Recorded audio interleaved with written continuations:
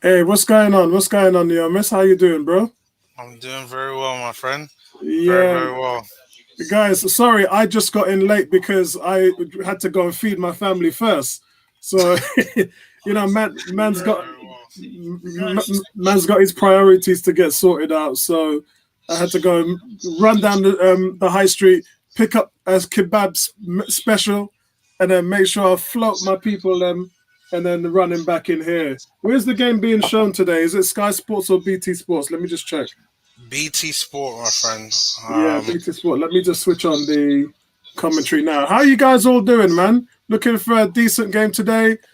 Pro lovers in the house. What's going on, man? What's going on, Quinton? Squad looks very good. Yeah, well, that's what we're hoping for. 11 changes. So Arteta couldn't have been that happy with the squad from the Tottenham game because none of them are in there. What's going on, Yeah. Daniel? Nice to see you, bro. What's going on, 18? Big shout out to 18. And again to Quinton. Big shout out to you, bro. All the way there in in North Carolina. The players are making their way out on the field. So as they do that, let me and Neomis just go through the team sheet. Right, team sheet, guys. Arsenal right now, team sheet. Let me see if we can pick this up and I can put this over here. Sometimes when I use the same browser, everything just kind of packs up a little, and then I can't see none of your faces. There you go. Right. So let's pick this up now. I think it's good, man. I mean, they should have started the kids last week. So Yeah, and to be honest, I thought that they'd probably have started even more kids in this game. But mm, you know what? You've got a lot of people coming back from injuries. A lot of people that need like games at a little bit of a higher level rather than under 23 football, like Pablo Mari, like yeah, Callum Chambers. It's good to see him there. So amazing. it's good. It's good. Um, So so guys, team sheet news. Callum Chambers is making his first start in a year, and wow. it's a complete different 11 from the team that faced Tottenham last weekend. So El Nene, Willock, Smith Rowe, as well as Pepe, all in the house. So let's look at the teams. There's Rubenson in goal, Chambers, Pablo Mari. It's exactly what I asked for. I didn't ask for Mustafi. I did say Klasnach, but Klasnach didn't travel. So Mustafi and Suarez. Interesting to see what they're going to do there. I think they're going to go three at the back. I think they're Yep. going to go Chambers, Mari, and Mustafi at the back. They're going to go Suarez, Smith Rowe, Maitland Niles, and El Nene in the midfield. And then they're going to go with Willock and Nketiah and Pepe up front. Well, on What's BT happened to Sport, Nelson? the way how they have it is they've got Cedric at left back, Mustafi, Mari, Chambers in a back four, 4-4-2. Then Willock on the left, El Nene, Maitland-Niles, Smith Rowe, and then up front it's Oh, Pepe and Nketiah. That's how BT Sport have it right now. yeah, BT Sport have it as a 4-4-2 with Yeah, Nketiah and Pepe up front. I don't know Strange, if that's interesting. I don't know if that's just their default or if that's how it's going to be, but I think we'll see in a minute. Yeah, it looks like to me it's a 3-4-1-2. Yeah, It that would looks make it more looks sense. like yeah, it looks like it's three at the back, then the four midfield, and then the Willock sitting behind Nketiah and Pepe. That's probably what it is. Yeah. On the bench, guys, Ben Cottrell, Aziz, Saka, Ceballos, Rob Holding, Macy, Badman Gun, and Hine. Hine is actually in the squad, so that's good to see. Oh Hoping wow. for a ton of substitutions. Guys, what you looking forward to today in the chat room? Let me hear from you guys and see where you are all. Couple of you never miss a stream, and I want to applaud you to that and thank you for following the channel. I appreciate it wholeheartedly. As you know, 101 big community, massive community, Northwest London. 4,000 man, woman, standing strong, standing together, and backing our team. Remember, I have that saying, back your team. So, yeah, it's good to see all of you guys on the Facebook and on YouTube. So, they've just done the knee. As you know, there was a whole heap of trouble last night with PSG where the referee Oh my was god. found Yeah. out spouting derogatory, racist, and then players walked off the pitch, and rightly so. I can't believe in this day and age we're talking about an official. Yeah. Yeah, I couldn't believe some of the stuff that I'm hearing. Like, and for me, I gotta say this: John Barnes. Like, what is wrong with this guy? He did an interview afterwards saying that it wasn't racism. I'm like, are you serious? Let the players be the judge of that. Exactly. Yeah. And remember, I've not got nothing against Liam Nielsen. I'm actually a really big Liam Nielsen fan. But when Liam Nielsen made that comment about he was looking to take out a black guy after his friend got, abused and whatever, Barnes was the first one in line to jump to his defense. I'm a big Liam Nielsen fan, but he got it wrong. He did admit he got it wrong and he apologized for it. But it didn't need John Barnes coming in there trying to defend him because the man was trying to apologize. They must pay him to say stupid stuff like this to make any type of claim sound just illegitimate. They're trying to make him out to look like an Uncle Tom, man. Yeah. Cool K just said, just finished drinking my spinach, kale, and broccoli boost. What? Bro, you want some? I got kebab meat, I got chicken, lamb, Cool K. Everything in there in the kebab waiting to get going, man. He goes and now I'm snacking on strawberries, Brazilian nuts. Bro, you having a detox, man. Tottenham messed your shit up last week. Tottenham messed you up, brother. So guys, the game has kicked off. And Arsenal are in their full blue Willian Chelsea kit, as we would call it. Yeah. And you know why we love Thursday nights is because Arsenal's creativity has been in massive shortcomings, and it's a pleasure to see guys having a real go, running into space, getting on the end of things, shoot on sight, and it's nice to see 3 to 4 goals. Remember, I said that thing: we always score 3 or 4 goals on a Thursday night, and it's a pleasure. Comparison to the weekend where we score nothing. Well, for this game, I actually predicted it was going to be 5-0. Wow. Look at Smith Rowe, man. He's played very well. I actually so comfortable on the ball. To be honest, I thought we might have seen Aubameyang in this game just due to the sheer fact that he's been so out of form. This would have been the perfect game for him just to go to town, get his confidence back, and just score goals for fun. Yeah. I did mention that in my preview, but I got my preview out really late. This week's been so busy and hectic at work. I'm supposed to be on furlough from 9 to 1, but then we have training from 2 to 4:30, 5 o'clock. So today, it's just madness. It's just madness. Anyway, no more training after today, so I finish at 1 now. So 1 and done. Time for me to catch up on my Netflix and everything, man, and some videos. Whoa! Very close, yes. Whoa! I think that was Nketiah. Yeah, it was Nketiah causing trouble, being a nuisance. So, guys, we've got Arsenal. The ball comes in. Yeah, Pepe's ball in, and it's nodded back over from Willock, and the goalkeeper gets out to Nketiah before he can head it in. So, remember what I said about Nketiah? Man's always in position because of his movement. Really good chance there. Arsenal again on the attack. Square ball comes through. Oh, it gets blocked. Quite good. Doesn't quite get it off on that one. Yeah, Nketiah's shot is blocked there. I'm on 3 minutes and 40 seconds. I am on 4 minutes 15. God damn. You got that. No, honestly, literally, I am in my living room right now, just watching it that way. So it's and I'm on a delayed stream, so that's why the mobile phone stream is late. What's going on, Michelle? How you doing, darling? I hope everything is going well and life is treating you good. Then you're up for tonight's game because we're going to see a very progressive game. Enough man in there like Smith Rowe and Nketiah, El Nene, Pepe. So I kind of enjoying these players more than I'm enjoying the first team right now. First team is just letting me down. But Arsenal just had 2 attacks there and came pretty close. I think the first one was that Pepe trying to with the through ball from Maitland-Niles to Pepe. I mean, Yep. there's some really good intricate play right now on where I am. There's just the final ball just needs to be there a little bit more. And Yeah, and that's what I like about that Maitland-Niles setup and the Willock setup as well, where Willock heads it down. Purple Guna with 11-0. 11 now. It says also, Apollo, it's amazing how these guys are playing so free spirited. Yeah, because Yeah. they almost have nothing to lose. Remember, these are the guys who are trying to get into the team. So they're all or nothing. Whereas the players that are playing every weekend, every Sunday, it's they're just devoid of confidence.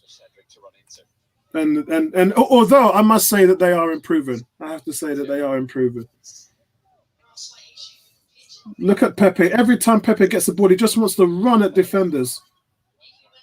And he wasn't quite lucky there, but it's just the will, just the wanting to run into the box with the ball is what we need more of. I I really hope he continues this intent in the Premier League because so far he's looked really good. He's chasing balls down, trying to put an effect on the game, and that's what you really want from him. I haven't even got my Facebook open here, so I need to open it because I think our thing is someone saying that they're a bit ahead of us. Who is it? It's Michelle. Okay, so Michelle, you're probably at the same timing as Niamis because Niamis has got the direct feed, so you're Yeah, probably the same as him. I'm yeah, on I'm on 6 minutes and 20 seconds, and Niamis is probably on 7 minutes. yeah. I just hit 7 minutes. Seven Yeah. minutes five now. So Michelle, you're probably the same about where Niamis is. So guys, what's your prediction? Daniel, Kuke, 18, all of you guys. Michelle, what's your prediction for today? Quinton's gone for 11-0. He's on some mad thing right now. I've just gone for a 3-0. We beat them 3-0 in the other game, so I think 3-0. Uh, We just need to open them up a little, man. yeah, Um, yeah. I mean, about 7:30 minutes in, Emil Smith Rowe intercepts the ball on the left wing, cuts it back, but it just gets intercepted by the Dundalk player, or else it was going to be an easy tap in for Willock. oh man, this is what I'm talking about. 18 says 5-0. Yeah, Daniel says about 4. Sporty's gone for 4-1 as well. And Pro Lover's gone for 4-0. So yeah, look at Smith Rowe go, man. Just that work rate, the hunger. We've been missing that type of player since Ramsey, man. speaking of Ramsey, I've heard stories about Ramsey potentially not being able to make it at Juventus. I mean, he's played okay, but he has not played a lot for Juventus, especially when you look at the price tag he's on. And I mean, would you take him back at Arsenal right now? It's hard to Let's say, say. I let's mean, say on loan. On yeah, loan. I would take him on loan. Juventus will have to pay some of the wages because we ain't having any of that. Um, if they paid half of the wages at least, I would take him back. I would. I got no problems with that. I got no problems with that at all. Yeah, I think Um, we definitely need some midfield reinforcements, especially for for next real. For real, guys. So, guys, if you just didn't see what happened there, it was Smith Rowe came after Horde's really poor touch. He speeds into the area, cuts it back. The 3 Arsenal players are waiting, but clearly intercepts the ball and gets rid of it and clears it on danger. Arsenal, though, pressing from the front, looking kind of hungry. Arsenal got a free kick right now just outside the box. Was it through ball pass from Pablo Mari from deep in midfield, passes it to Nketiah, holds the ball up pretty well and gets fouled just outside the box. So, guys, in the chat, would you take Ramsey back? Let's hear what your thoughts are on that. Let's see if you would take him back. Gotta take him back. I mean, Ramsey's such an underrated player. So many players within the past 5-6 years who so many Arsenal fans slated. We now look back and be like, boy, it'd be we could do with a Ramsey. We could do with a Giroud right now. we could do with a Walcott in his prime right now. Considering you're not getting goals from anywhere, all men like them would just score for fun. I mean, Ramsey and Walcott between them, that's 20 goals there. Yeah. That's if you're looking for goals there, Ramsey and Walcott, man, eyes closed. Brothers like that can do it with their eyes closed. So let's see what the guys are saying.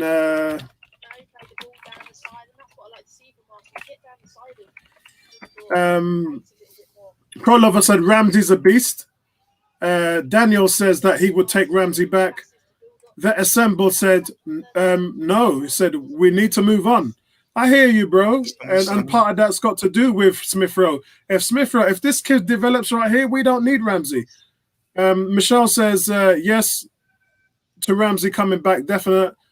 Yeah, listen, my heart died when he left as well, because all that production is losing him is one thing, but losing him, Mkhitaryan and Sanchez and Walker, all them guys who just provided goals and assists from everywhere across the park, to just have nothing. You know, to just have Ceballos and Xhaka between them last season had 3 assists between them. Ramsey in his last year had 12. Eddie Nketiah chip That's goal. what I'm talking about. 1-0 to the Arsenal. Oh, Eddie. Hey, listen. Strikes. That is his 5th goal, which leads Arsenal. Yeah? Nobody has scored more goals for the club this season than Eddie Nketiah. Unbelievable. And you know what? Maitland-Niles with the Cruyff pass, just brilliant. Look at Pepe, man, with the build-up. I think it was Maitland-Niles with the pass. Was it Pepe?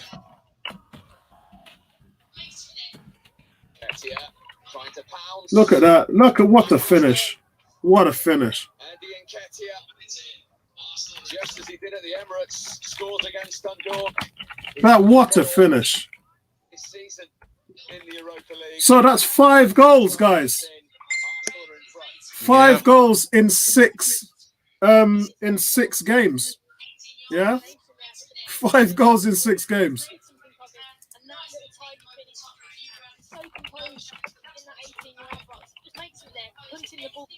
Let's say 5 goals in 6 starts, because that sounds a lot better. Yeah, it was Maitland-Niles with the assist on that one, playing far further forward. Like, you know, we definitely need to see Maitland-Niles more in this midfield. Like he's been really good. And you know what makes me laugh is we have so much people here saying Eddie won't make it. Eddie won't make it. He's not good at. Listen, not only is he going to make it, but he's already made it. And you should have known that when he displaced Lacazette in the team last season. That's my boy Eddie, man. I'd be shocked to find out that we would to sell Eddie, because trust me, there'll be so many teams that'll be after him. But for me, he has not started a single game in the league this season. Yeah. What would have happened? I'm challenging any Arsenal fan to say, how many goals would he have scored in the 11 games that we've played so far in the league? Yeah, in comparison to all the other players, I mean, we ain't got an outfield goal in 7 games. It's so how many in those 7 games that we haven't scored an outfield goal? How many goals would Nketiah score? He gets on the end of everything. Unbelievable. I'm an Eddie believer, man. And you know what? His time will come, man. Don't worry. His time will come. Yeah, it's such a shame. Like players like Eddie, you just have to hope that he just doesn't get so frustrated that he ends up wanting to leave. Because I know we haven't really talked about it, but contract-wise, he's got 2 years left on his contract, like Lacazette as well. So, but at the end of the season, we're gonna have to start talking about a new contract for him and what that looks like. I think a lot of reasons where some of the fans get slightly confused is they always judge Eddie for his goals. And look, he scores. He scores everywhere he plays. He scores. Yeah. The only difference with Arsenal right now is he's not starting in the league, but he scores for England. He scores when he plays under 21. Scores when he plays for us in Europe. He scores. The only thing that you're not doing is playing him in the league games. But every time you play him, he scores, and that's just where it is. For me, yeah, he'll get frustrated, and teams need goal scorers. I could look teams like Burnley, teams like Sheffield United, teams like Fulham, teams like Brighton. Yeah, pick him up, no problem. Oh yeah, big time, easy. And he will start every single game for like a Burnley. They will set up that team to provide him goals every single game. And that's something that we don't do that well with our strikers, particularly with Eddie. A lot of the times I see him play, we're not playing to his strengths, but he's still scrappy and still manages to get a fair number of goals.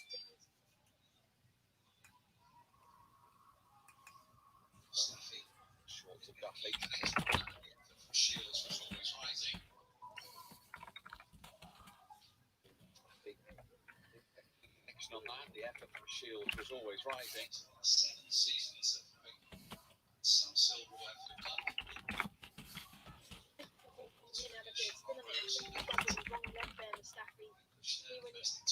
Right foot swinging a leg at it, and he comes out to Shields, who doesn't really get the execution, and he stands up very nicely, but just doesn't get underneath the ball.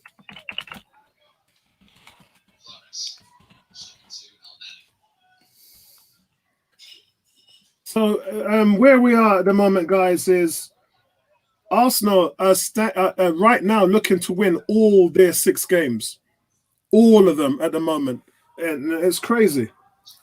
It's crazy the fact that they have come into this. They have played their reserve players and still won, or look like they're going to win every single one of their games. It kind of reminds me of Arsene Wenger. Arsene Wenger used to rest his first team.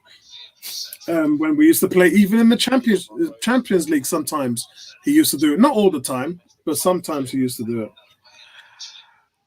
And you know what? I think we're actually the only team to have still not lost or drawn and just won every single game in Europe this season. Oh my God, what a goal. Wow. Goals galore.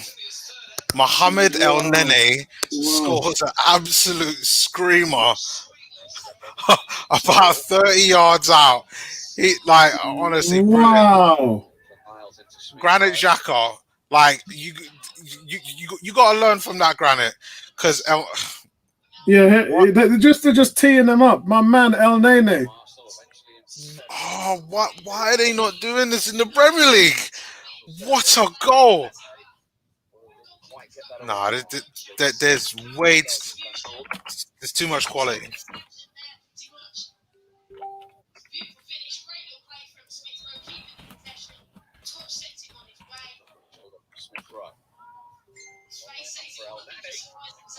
Wow, what a strike. Beautiful.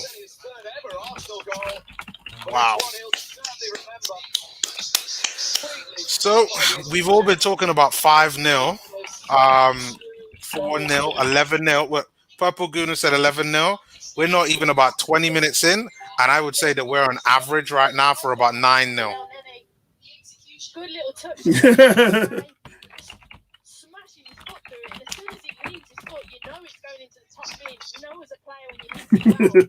That's fantastic. Absolutely no chance. The power, the execution. Brilliant goal. The top of the stanchion there, pretty much. Beautiful finish. Great little play from Smith Rowe, keeping the possession. The touch sets him on his way. Brilliant. What a goal. My God. Wow. You know what? You know what makes me laugh, guys, yeah? I'm just gonna put it out like this. I'm just gonna put it out like this. We're talking about this is madness. We're talking about we're not getting any goals or creativity from the midfield, and this guy comes in and smacks a goal in like that. When was the last time that you saw any of our midfielders, hit a ball like that? And it doesn't even have to be that long, because listen, we ain't scoring goals right now. So and he didn't start against Spurs. Yeah, he didn't start against Spurs. Mad. He I'm didn't thinking start like a against. season ago. Probably, Like it's, yeah. and even then, it was. I don't even think it was in the Premier League. You're probably right. Probably right. I'm thinking what Willock's goal. Oh, Against Liverpool yeah, when we lost 5-4. Wow. yeah. That's Okay, what I'm thinking. The last time we had a midfielder score a score goal like that outside the box. outside the box like that, yeah. Wow. So listen, and the thing is, didn't El Nene do it in against who did he do it against? It wasn't against What you mean Barca? Yeah. He did it in preseason or something, didn't he? Yeah. Yeah. It just goes, once people might say it's a fluke. Twice, he's got it in his locker, mate. He's got it in his locker. Listen, he surprised me because I thought El Nene was a donkey. I thought he was defensively was solid, but in terms of going forward, couldn't really provide anything. And for me, look at Smith Rowe. Yeah. Pepe should have done better there. So Smith Rowe on the overlap with Willock right there looks so nice. Oh my God. Jesus Christ. Talk to me, man. Talk to me. We've conceded. No. We have we are away from home. It happened against Rapid Vienna. Yep, we've conceded. Good build-up play by Dundalk. They take it from the wing. Ball was intercepted. The ball was trying to get to Pepe.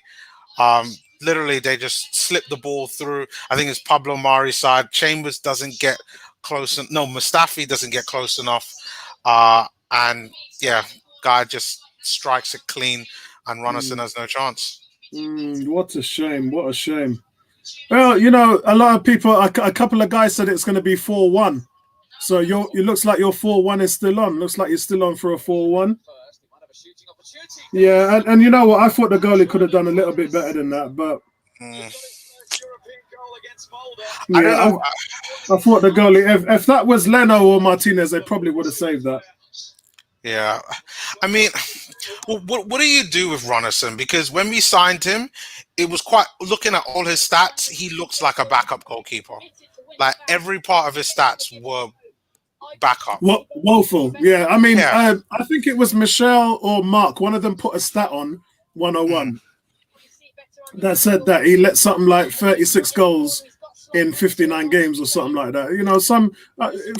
It's 39 goals in about 54 games. Some madness like that. And yeah, I mean, it's like, yeah, he doesn't have a good record. And for me, he doesn't have an imposing figure as well. He's very lightweight. He's very like Leno. Whereas when you look at Martinez's guns, he's got some big guns, man. He's long. He's got a big wingspan, and like I said, he's got them guns and his biceps. He's really tooled. His torso is really thick. It reminds me of David Seaman in that way. That he's just this imposing figure in the goal. But David Seaman wasn't athletic. David Seaman had flat feet. Martinez floats like a butterfly and stings like a bee. He can get up there, man. Maybe it's one of those things. Sporty saying, anyone convinced by Runinson?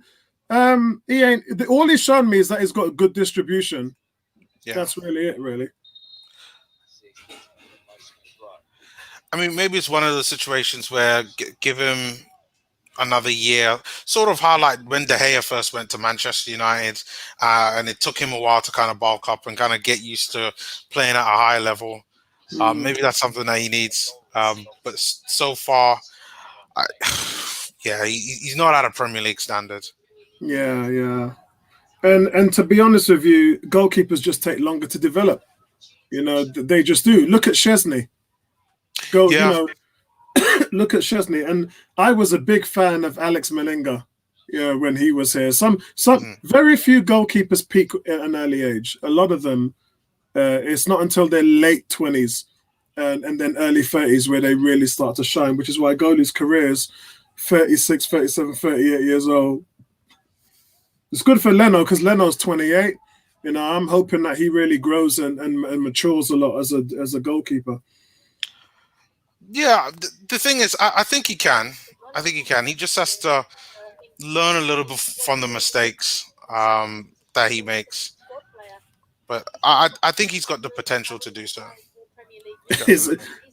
Andrew says, greeting all. Is that Arsenal's new striker next to Neomis? Yay! Man. I think this was a Mother's Day teddy bear. Was it? I gave my mom. Excellent, man. So, guys, Arsenal 2-1 up, and that was because Dundalk halved the deficit when Flores played a quick give and go with Duffy before sending in a mad. I thought it was savable. It wasn't bottom left corner or top left corner. It was kind of mid, and Runenson looked like he got over there late. I don't know whether he saw all of it, but it looked like he could have got there, and he didn't. It was a good finish though. It had plenty of pace on it, and it was a decent finish. And remember, this is the same player that scored against Molde last time out in the Europa League. So that's his second goal tonight. True. Still, I think we should be putting these guys away. We cannot be letting them score. There's no way do I ever think we're going to come up with a draw or a loss. Could be a chance there. Pepe just got fouled by Cleary. Oh, no. I thought they were going to take a proper free kick. It's too far out. Fantastic strike. If you guys missed it, Eddie Nketiah came in, great movement, one-on-one with the goalkeeper and just dinked it past him. Second goal, fantastic strike from El Nene. You really have to see this one to believe it. Makes you wonder why he didn't start against Tottenham, considering Xhaka's form have been really poor. Everything was wrong about that Tottenham game, and I don't really want to bring it up anymore. But El Nene, man, showing his quality, his class, not only his defensive skills, but his offensive skills as well. He's showing that on full display for Arteta to see what this guy can really do. Again here, Arteta, El Nene picking the ball up. Ooh, that's a late challenge. That is ridiculous. Cedric gets a yellow card for the challenge that you just saw. And it's not that serious. It's not like Cedric dived in. It's not like he had studs up or anything like that. Mm-mm.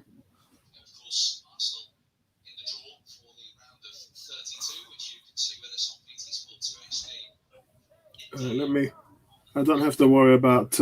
right, so Ebony said she's joining us in the second half. Okay. And Tony's normally... Remember, Tony's kid just comes from school at this time, so very rarely can Tony make...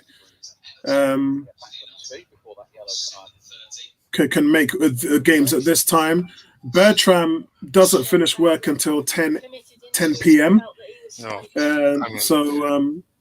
Very difficult. Yeah, very difficult for him to make these games. Vincey hasn't been feeling well, so I hope you're listening to this. I hope everything's going well for you, mate. I hope you're feeling better. Of course, Arsenal in the draw for the round of 32, which you can see with us on BT Sports. I can read African Guna in the comment trying to big up Martinelli. Hasn't got that much to say about Eddie. He doesn't need to be honest with you. He doesn't need to. African Guna doesn't need to. He's got to stop with the Eddie hate, man. No, it doesn't need to. Eddie doesn't need people like that to try and sort of justify whether they're good or bad. Eddie is justifying it himself. Eddie's doing all the talking with his goals. Yeah, so it doesn't really matter what the fan base. We've got a ton of people in our chat as well that are not really big Eddie fans. It doesn't matter. Eddie's doing all of his talking on the pitch. Just as you say that Willock gets a yellow card for an elbow in the face, that there's no way he could even know the guy is there because he's just dribbling with the ball and running at the same time. My word. Well, one way or another. Duffy's just surrounded by 3 Arsenal players. I mean, the Arsenal players are working the rondo. What the hell? He didn't get booked for that. Yeah. If you're watching Willock right now, he got booked for that. But he won the ball. Yep. Oh. But well, he used his arms, but he didn't see. When you look back and then you use your arms, that's a yellow card. Yeah. If you're running and your arms up in the air, you don't get a booking for that because it's not intentional. Yep. And he gets a booking for that.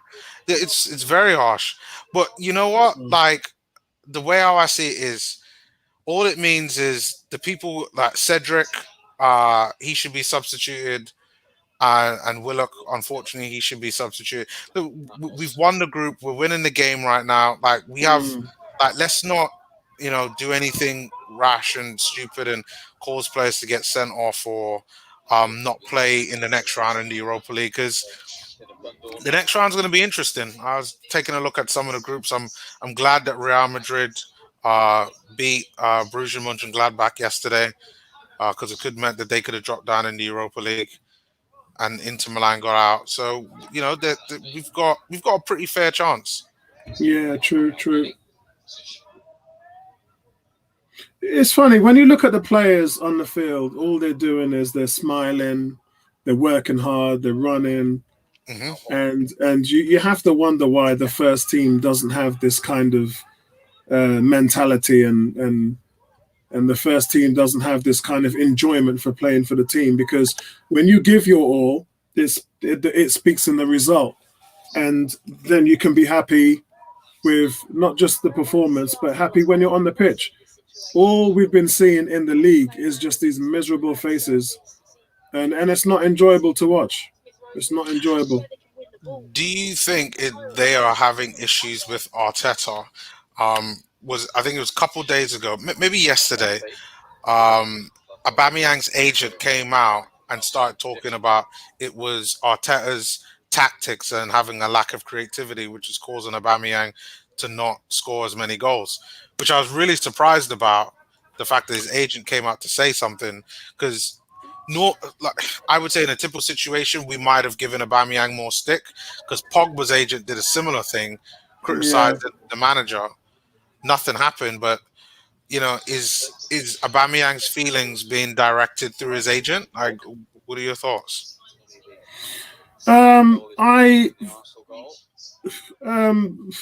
It's a hard one, but looking at it overall, even when coaches change tactics, especially defensively, it only affects a striker to a point. It does affect him. There's no doubt about it.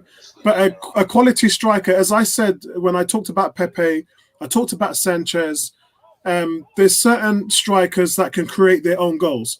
So regardless where you are on the field, if you can beat 2 players and run into the box, you can create your own goal. He isn't that type of player. He needs to get on the end of things. So he is solemnly dependent on creative players around him. People can say what they want about the player, but that's just how he is.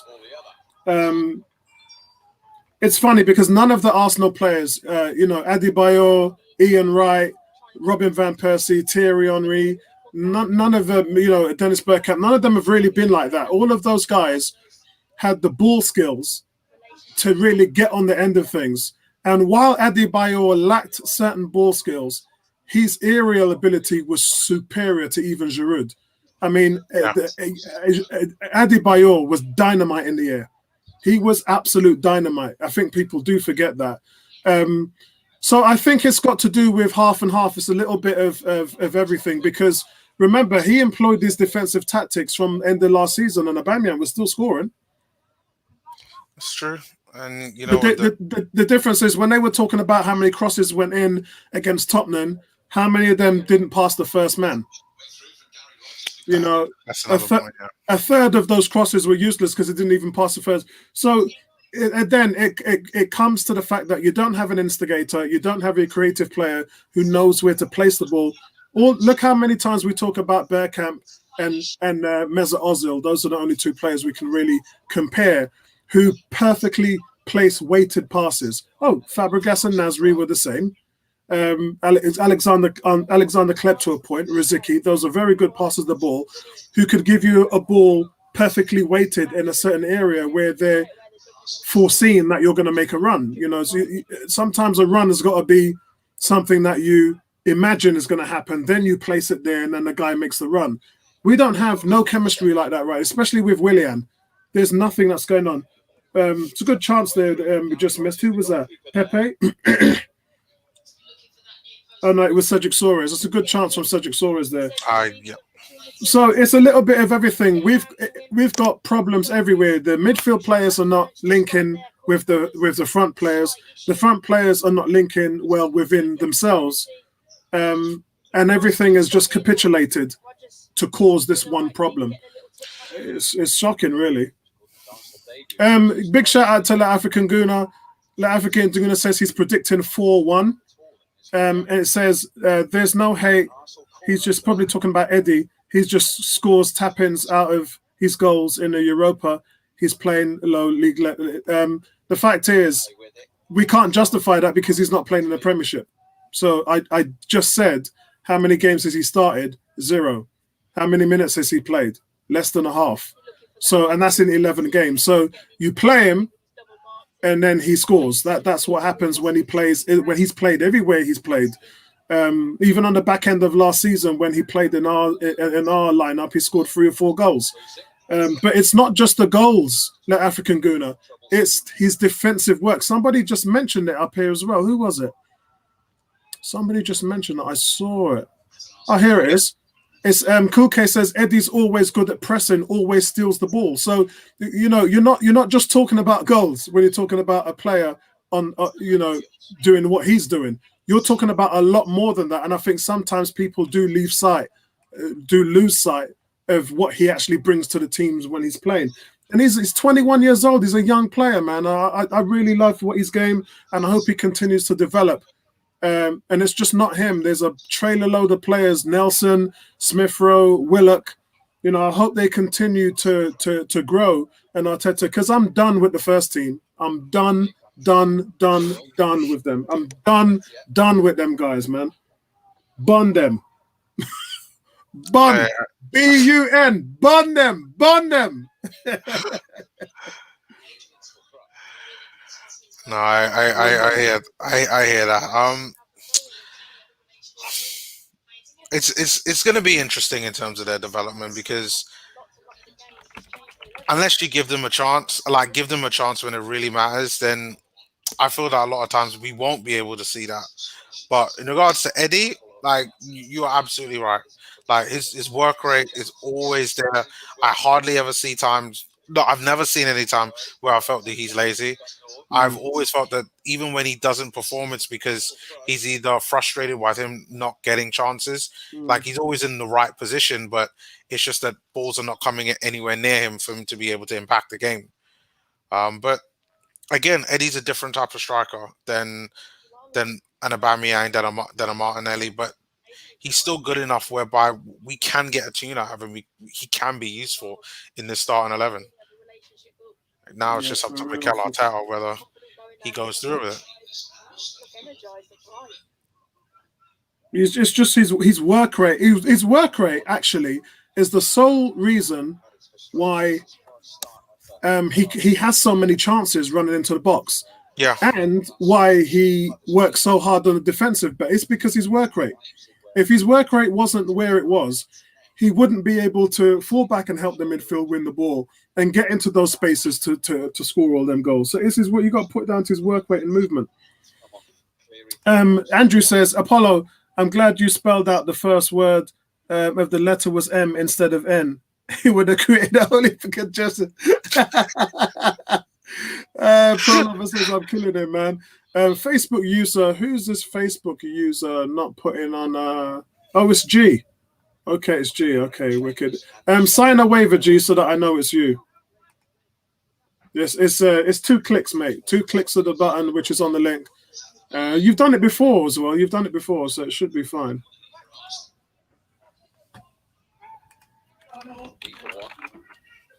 Back from Mustafi. Mustafi is the captain. Yeah, there it is. Just come through. I can see your name now. Sporty saying, will be interesting summer. Does Laka get a new contract? No. Does Eddie get a shot? Eddie needs a shot now. Yes. Eddie needs a shot now. Oh, great does Laka shot get by Maitland-Niles. Maitland-Niles think he's El Nene. Like curls the ball in from 30 yards out, but it's a good save from the Dundalk goalkeeper. He needs to do that because we were laughing at Maitland-Niles trying to finish last week. we were in tears. We were on the floor trying to look at this brother here, trying to score, running in, doing everything in our beat two man, running into the box. All you got to do is dink it over the goalie, and he just, just messed up his lines, man.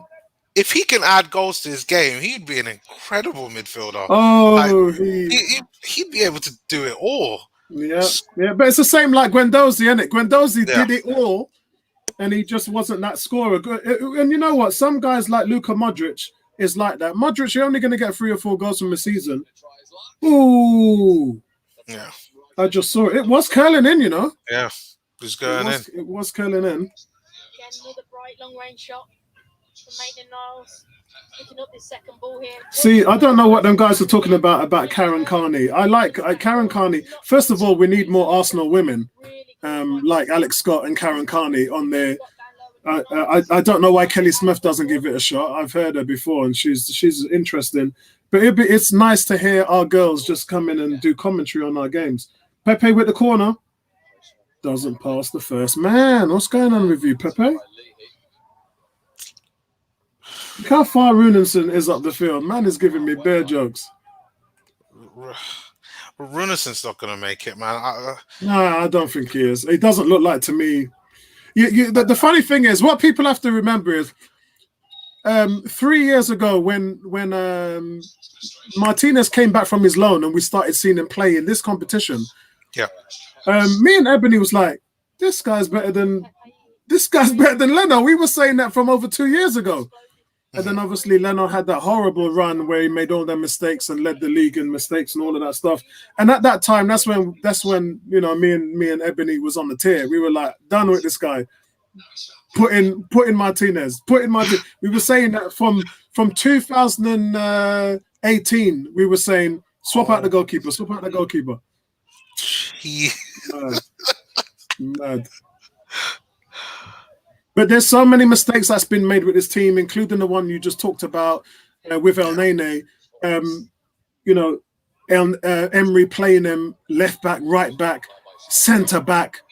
We can talk about what they did to Torreira, playing him up front in the diamond instead of at defensive midfield. All that foolishness just ruins players. And fans are like, yeah, Torreira shit. Yeah, El Nene. No, bro. It's the manager. They've ruined the player, man. It happens.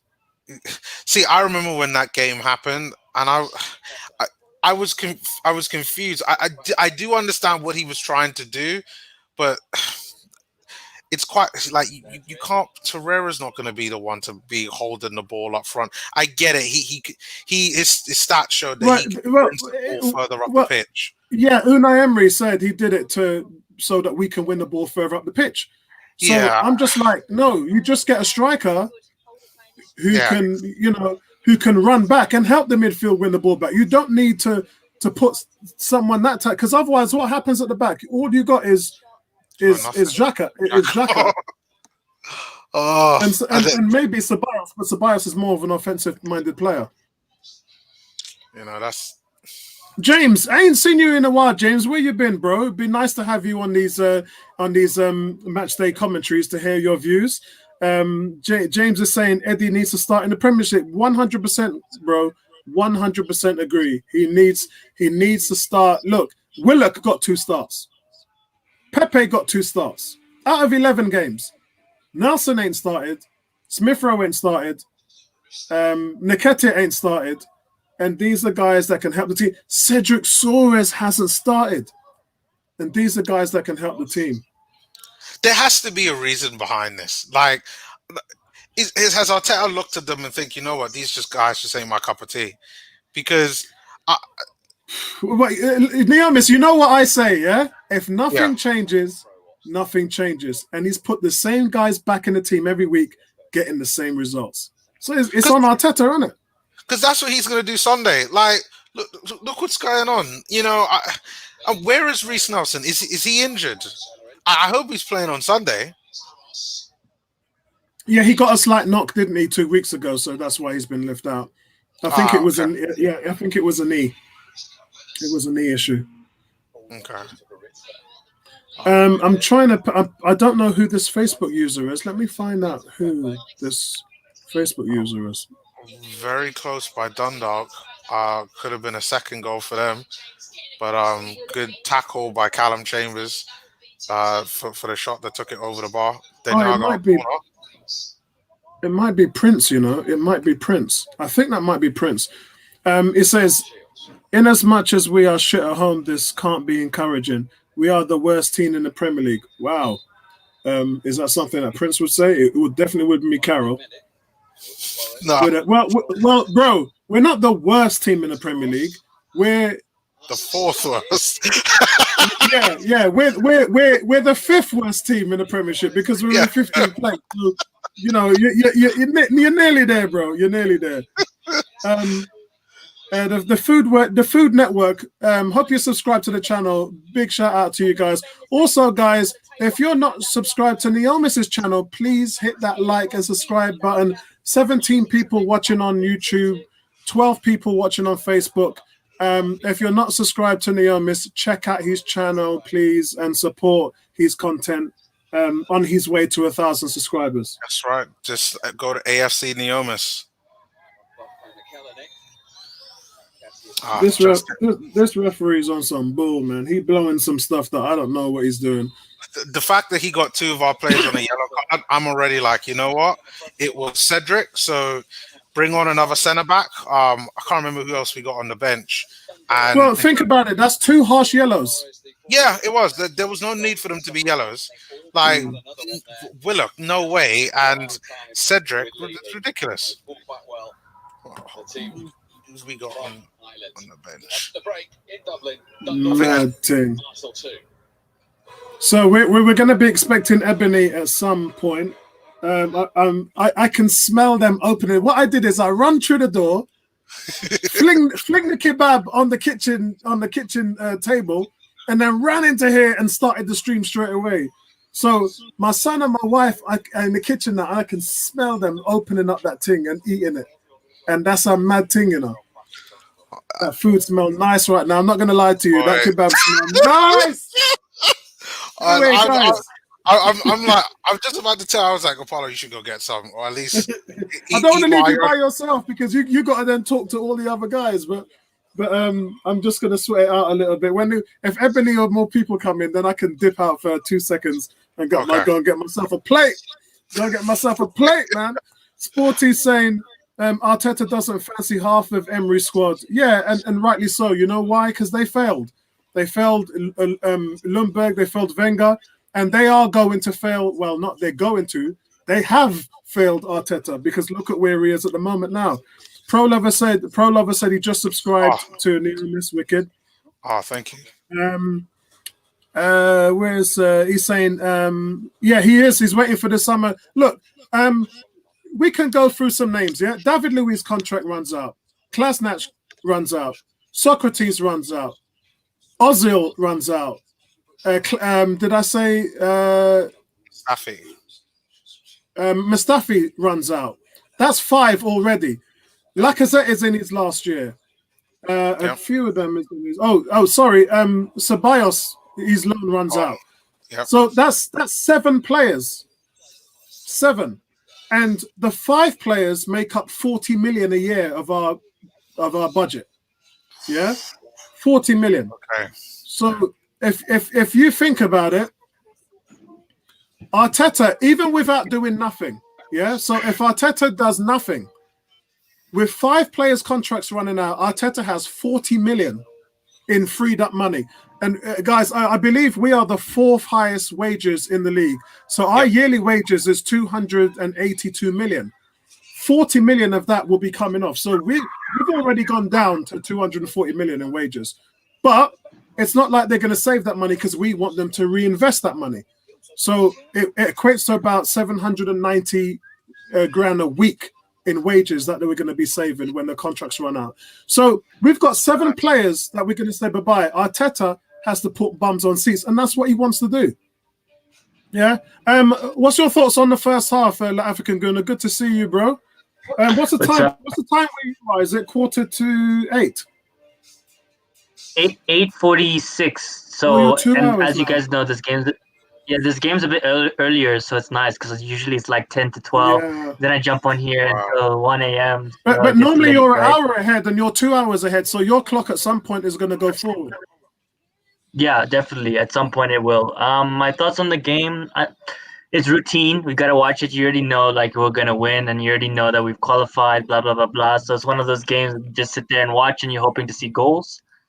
So far, I really enjoyed Smith Rowe and Maitland-Niles. Smith Rowe looks like he's ready to get some game time in the Premier League. Cedric looks decent as well. I don't think that Runderson has you can't really blame him for that goal. That was a good goal. It was in the top left corner. He couldn't really do anything.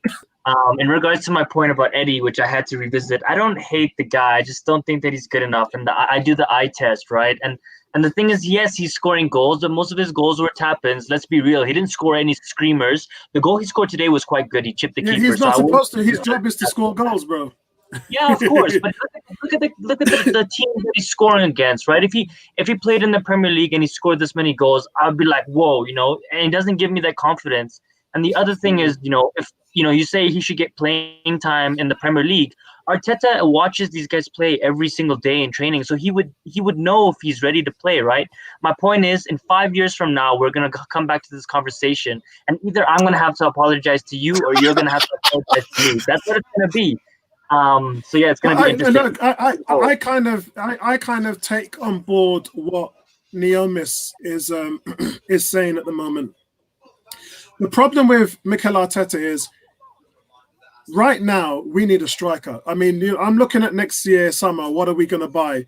And everyone's talking about midfields, attacking midfielder, and wow, and all this. We need a striker for two reasons. One, because look at our team right now. We're depending on Lacazette to back up Aubameyang. Ain't going to happen. We're also depending on Aubameyang. Aubameyang's been our sole dependent player on goals over the line, and his goals have dried up. It was going to happen at some point. A striker goes through a bad patch, and he's been here 2.5 years, and all he's done since he's been at Arsenal is score goals. That's all he's done. All he's done is bang goals in every year. At some point, he's going to go through a dry patch.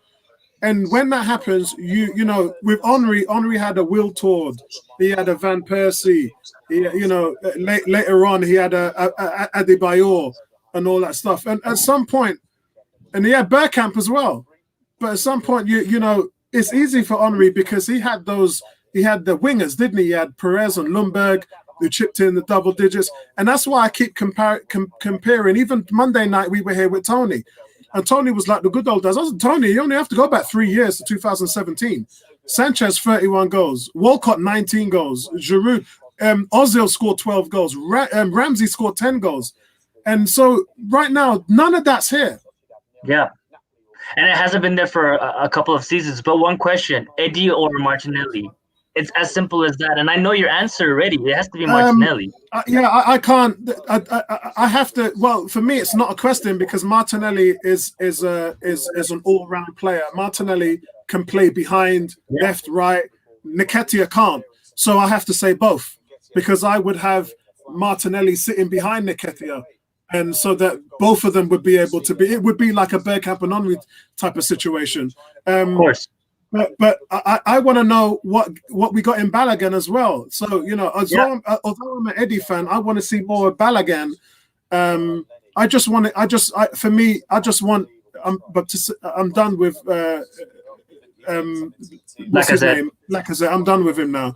I know Rodriguez says I'm a hater. I'm not a hater, but I know when a man's time is up, and his time is up. And if when he had that goal drought, no goal away from home in 18 months, if that don't tell you enough, you need to know about the player to say he ain't the one. Yeah, it's not like Nketiah, who's barely played, 21 years old, got his whole future ahead, broken all these records at different levels. Lacazette has been starting for years, and his goal tally has been going downwards. Yeah. I totally agree on the Lacazette point. I think Nketiah has had enough game time.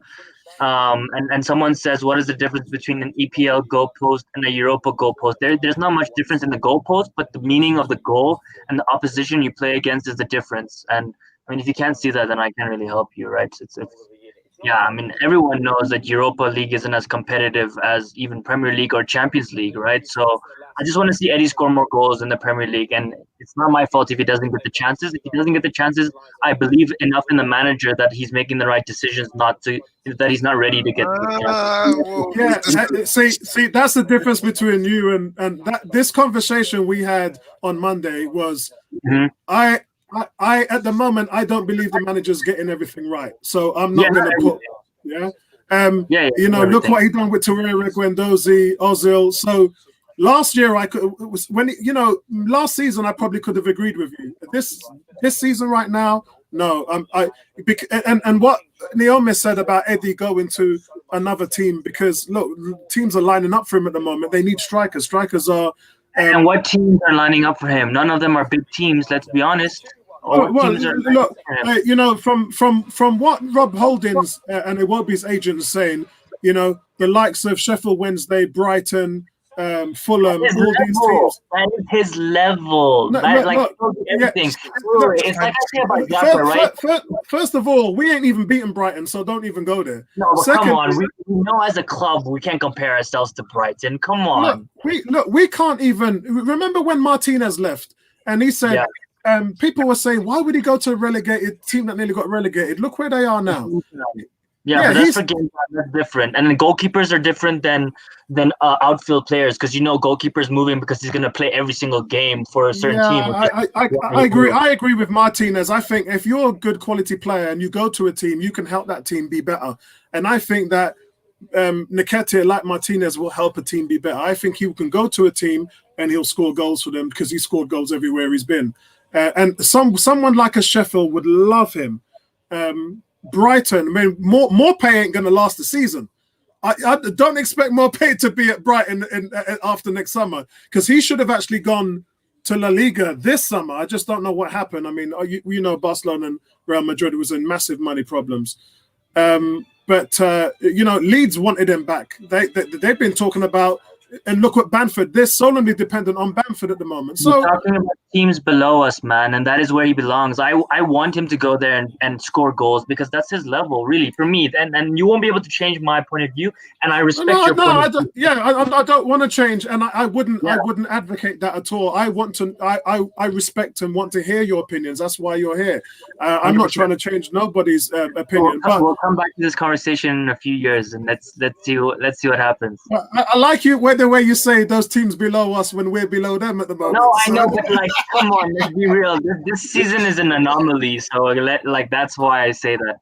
I hope you're right. Every year before that, of course we're better than these teams. So African Guna, you're getting all the questions. I haven't even. African Guna sentiment says there's 4 to 6 players you would take from Brighton. Stop being snobbish. Oh man, their midfield from Brighton, and maybe 1 or 2 players. Yeah. Wait. Why doesn't Sentiment name 4 to 6 players in the chat that he would take at Arsenal, and we can see what he thinks? Because I can't even name 6 Brighton players. That's how much I think of them. There's only one I'd take from Brighton, and his name is Lamptey. He was at Chelsea. He is absolutely brilliant. He is top class. Top class. He used to be a right winger, and they converted him to right back. I think it's criminal, because I think he is exactly. He reminds me a lot of Saka. He's got the strength, dribbling. The things that we could do with him at right wing back, I think it'd be brilliant. I'd be more than happy to get rid of Bellerin, and you know what, even Cedric, who I think is good. For Lamptey, I think he's quality. Yeah. The fact that Torres not playing in the first team is really doing my head in. Maitland-Niles not playing is really doing my head in. Nketiah not playing is really doing. There are players. This first team is killing us every single week. They're just killing us, man. I mean, the Reece Nelson. I'm not worried about Reece Nelson at the moment. Sorry, go on. No, I was gonna say 18 saying that I'm in the Twilight Zone, and he's saying he's still a big fan of me. Much love and respect. You're not gonna agree on everything as fans. Everyone has different opinions, so that's just part of the game. So yeah, as long as you can be respectful about it and give like factual evidence of why you believe a certain reason and not just say it out of thin air, then yeah, we're all good. Yeah, for real, man. Neomis, it sounds like the second half is going to start soon. What would you think Arsenal's going to get another 2 goals? I mean, we know Pepe always wakes up in the second half. That man going to get on the score sheet somehow. I still do. I call the game actually to be 5-0. So I'm really shocked that Arsenal went and let in a goal. But yeah, I think this Arsenal will score at least another 2 goals.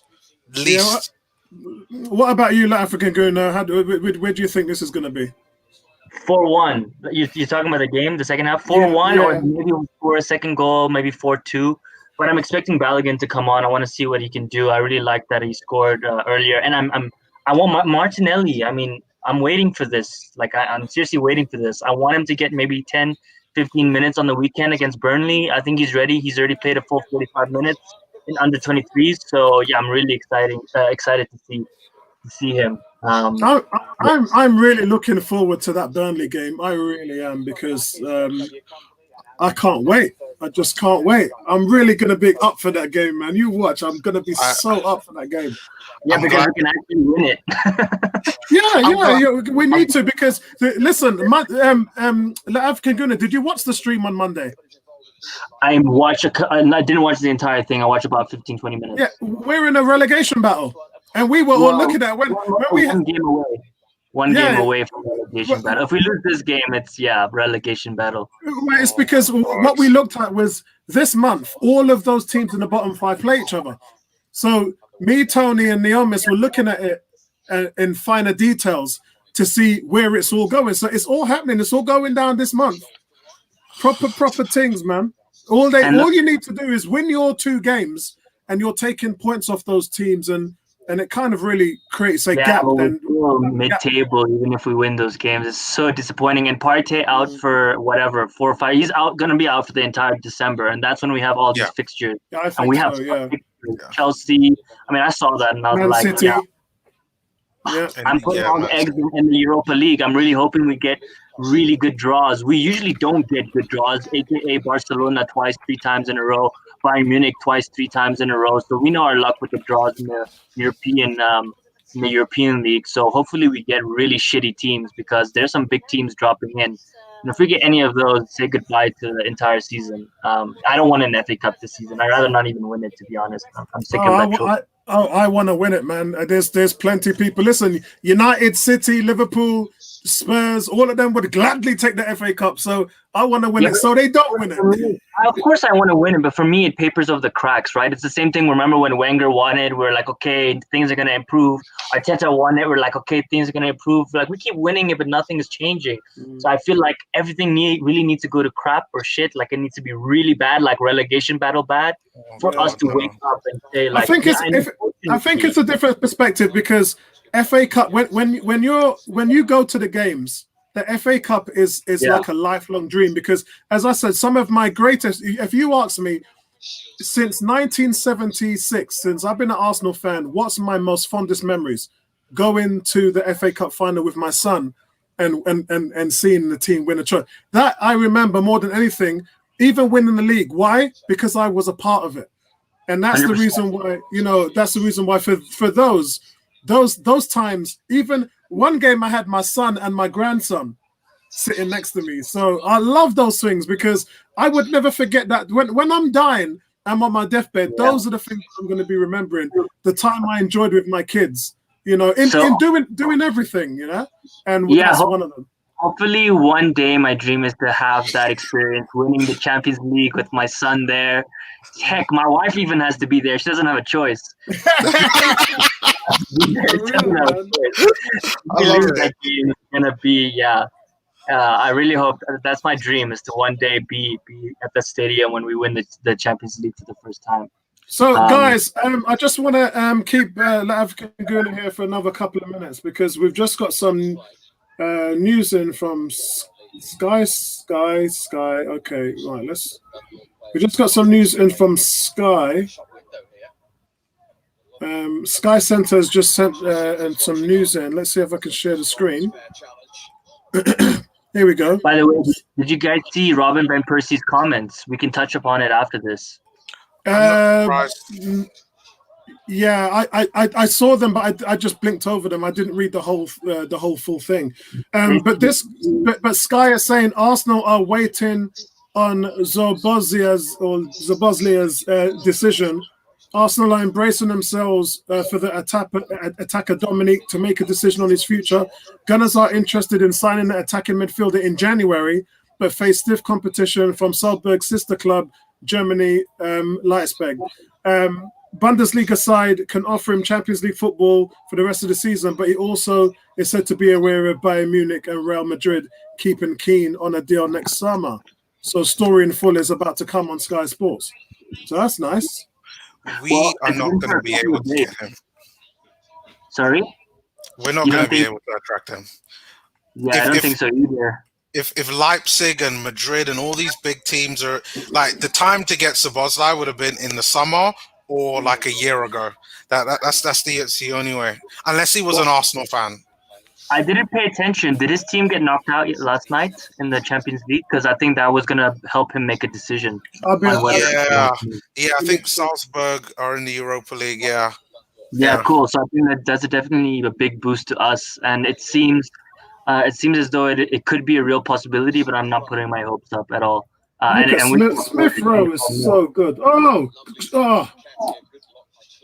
Cool, but yeah, Van Persie was saying basically he left Arsenal because they showed him like basically the financial statements of how much money they were making in positives, but he didn't really give a crap. He just wanted to win the Premier League title, and basically he's saying like the owners didn't have the same ambition that he did to win things. They only cared about making money. But like he hasn't said that. Remember he wrote a statement on his website which uncovered what Fabregas and Henry didn't want to uncover. They all knew that Arsenal lacked ambition, and that's why they left. But what they didn't tell the fans was that the team had no ambition. They just quietly left and left Wenger to it. Robin van Persie is slated by Arsenal fans, and I have no idea why. For no reason. For me, I look up to him because he said, you know what, I'm going to tell the fans what you lot are hiding from them, and I'm going to let them know the reasons why I'm leaving. And he wrote that on his website, and the fans chastised him for it. And it's embarrassing because someone needed to come out and be the adult in the room and tell the fans what was going on. And I'm thankful to him that he did. Not the fact that he met my sister at the same time as well. But big shout out to you, Ivan, if you're listening. You just dropped that in. Yeah, it's always good when a player, like when it's a fresh thing, right? That is a long time ago now, right? This is brand new, spanking new yesterday. He reiterated it, which is what I like. You know, that he came out and said it again. It's not like he exposed them. Yeah, he continues. He exposed the board.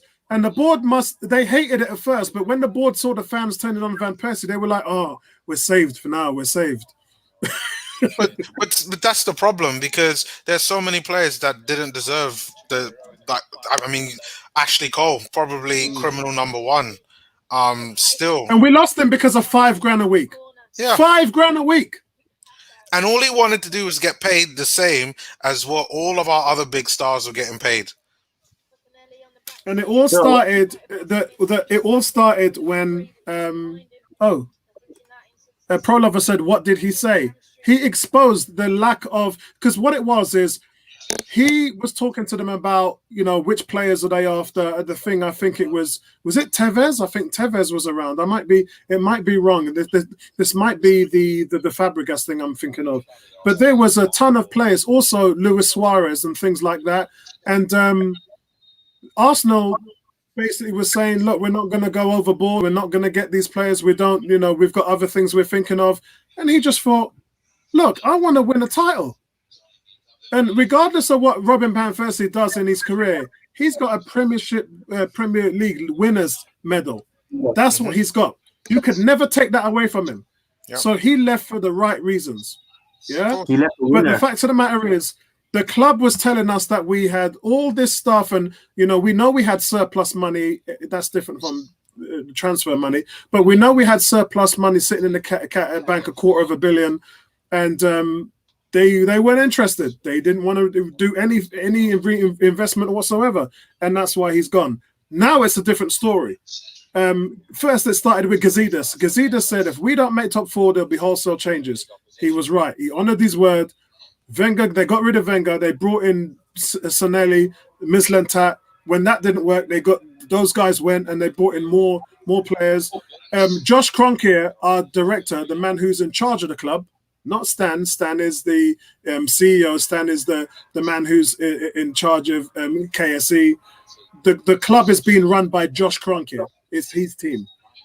He said, we will invest and we will put money into the club. We will back the manager. And he has done all of those things. So when you hear people talk about the Kroenkes out, the this and that, bro, they're putting money into the club. They're doing their job.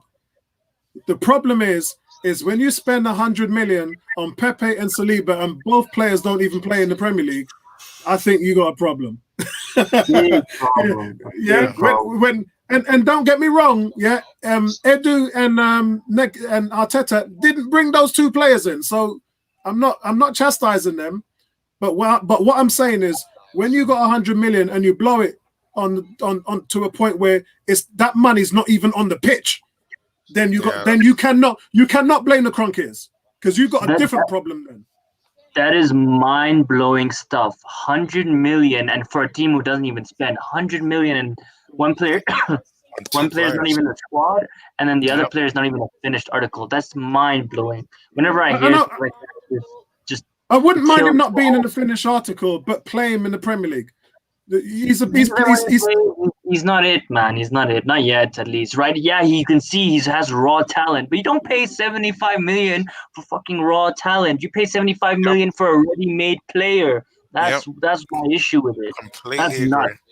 That's nuts. Anyways, I'm gonna head out. So, thanks for having me on. It was a pleasure catching up with you guys. I may jump on after, depending on how I feel, or I might just go to bed. It was a long day today at work. I just wanted to address Sentiment's point. He says he named 11 players. He actually named only 3 players. Out of those 3 players, he named Mopai, which, okay, cool. I'll take Mopai. He named Welbeck. Dude, no. Like, come on, Danny. Danny Danger, man. Danny Danger, bro. I don't even know who that guy is. So, yeah. Bambi on ice. Danger. All right, cool, guys. Enjoy the rest of the game. I'm predicting that Smith Rowe is going to score again, and I think Balogun is going to score if he comes on. That's the other 2 goals. I hope so. Have a good one, bro. Have a good one. Cheers. Thanks for coming on, man. Yeah, mate. So, guys, we are 56 minutes gone in the second half, and Arsenal are quite on top of it now. They've had the lion's share of the possession in the second half, and Pepe's been getting more of the ball, which I exactly thought he would do. Arsenal still 2-1 up, comfortably leading.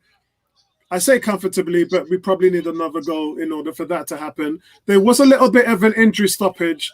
Macmillan had a hamstring twinge, but it looks like his night was over. He was replaced, so the game sort of slowed down a little bit there. Niamis, what's your thoughts on the game so far? So far we look a little slow. They're making me nervous, and just because we're only 1 goal up. Another goal will seal this game. I mean, we're making little mistakes here and there. I mean, Dundalk, they're not doing enough in order to be able to beat us, but anything could happen right now. I think right now we need some changes. Let's see some new energy, and maybe a couple of substitutes with some of the young players will make this game turn it sideways, where Arsenal could start to maybe pull out another goal or 2. Yeah, I'm surprised in how there's one player, guys, that's controlling the whole tempo of the game, and that's El Nene. Yeah. El Nene is picking up the ball in space and driving forward and making things happen on the other end. These are things that we're not notoriously seeing on the weekend, and it's a pleasure to see, to be honest. I think Pablo Mari is having an okay game. Mustafi was probably at fault for the goal. He's the captain. Very strange. Why was he given the captain? Anyway, it's probably because he's probably the longest serving Arsenal player on the. Well, there's Callum Chambers. I can't remember which one came first. It's funny. Callum Chambers was probably He was first on the team sheet for Arteta before the injury. Yeah, before lockdown. Very, Yeah. very strange. Yeah, for me, I can't read Arteta, and that's the part that worries me in regards to just some of his decision making on players. I don't know who he likes, who he doesn't, who's coming, who's going. I just saw a rumor earlier on this morning about the Man City centre back Eric Garcia, how Hmm. Arsenal might be interested in him. But I mean, it could just be just tabloid news. But if that is true, again, I'd be surprised because we've got young centre backs who need games. Saliba, right there. Um, I really don't know, but it looks like Arsenal are making a substitution right now. I'm about 59 minutes in. Danny Ceballos and Following Balogun are coming on the pitch.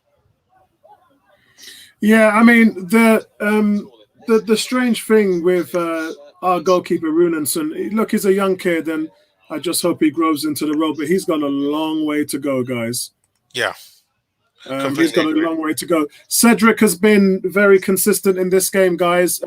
Running down the flanks, getting back defending, putting in quality balls, really being a link to Pepe. I mean, Pepe must be enjoying playing with Cedric, that's for sure. Pepe hasn't really got into the game yet. Very strange, but there's still half an hour left, and you know what that man can do. Turn on a sixpence. Smith Rowe, guys, has showed flashes of qualities, just great potential and great motor. The guys, it looks like, is that Balogun coming on now? Yep, Ceballos and Balogun are coming on now. Where was I? Willock's had a decent game today as well. Nketiah, reliable as usual.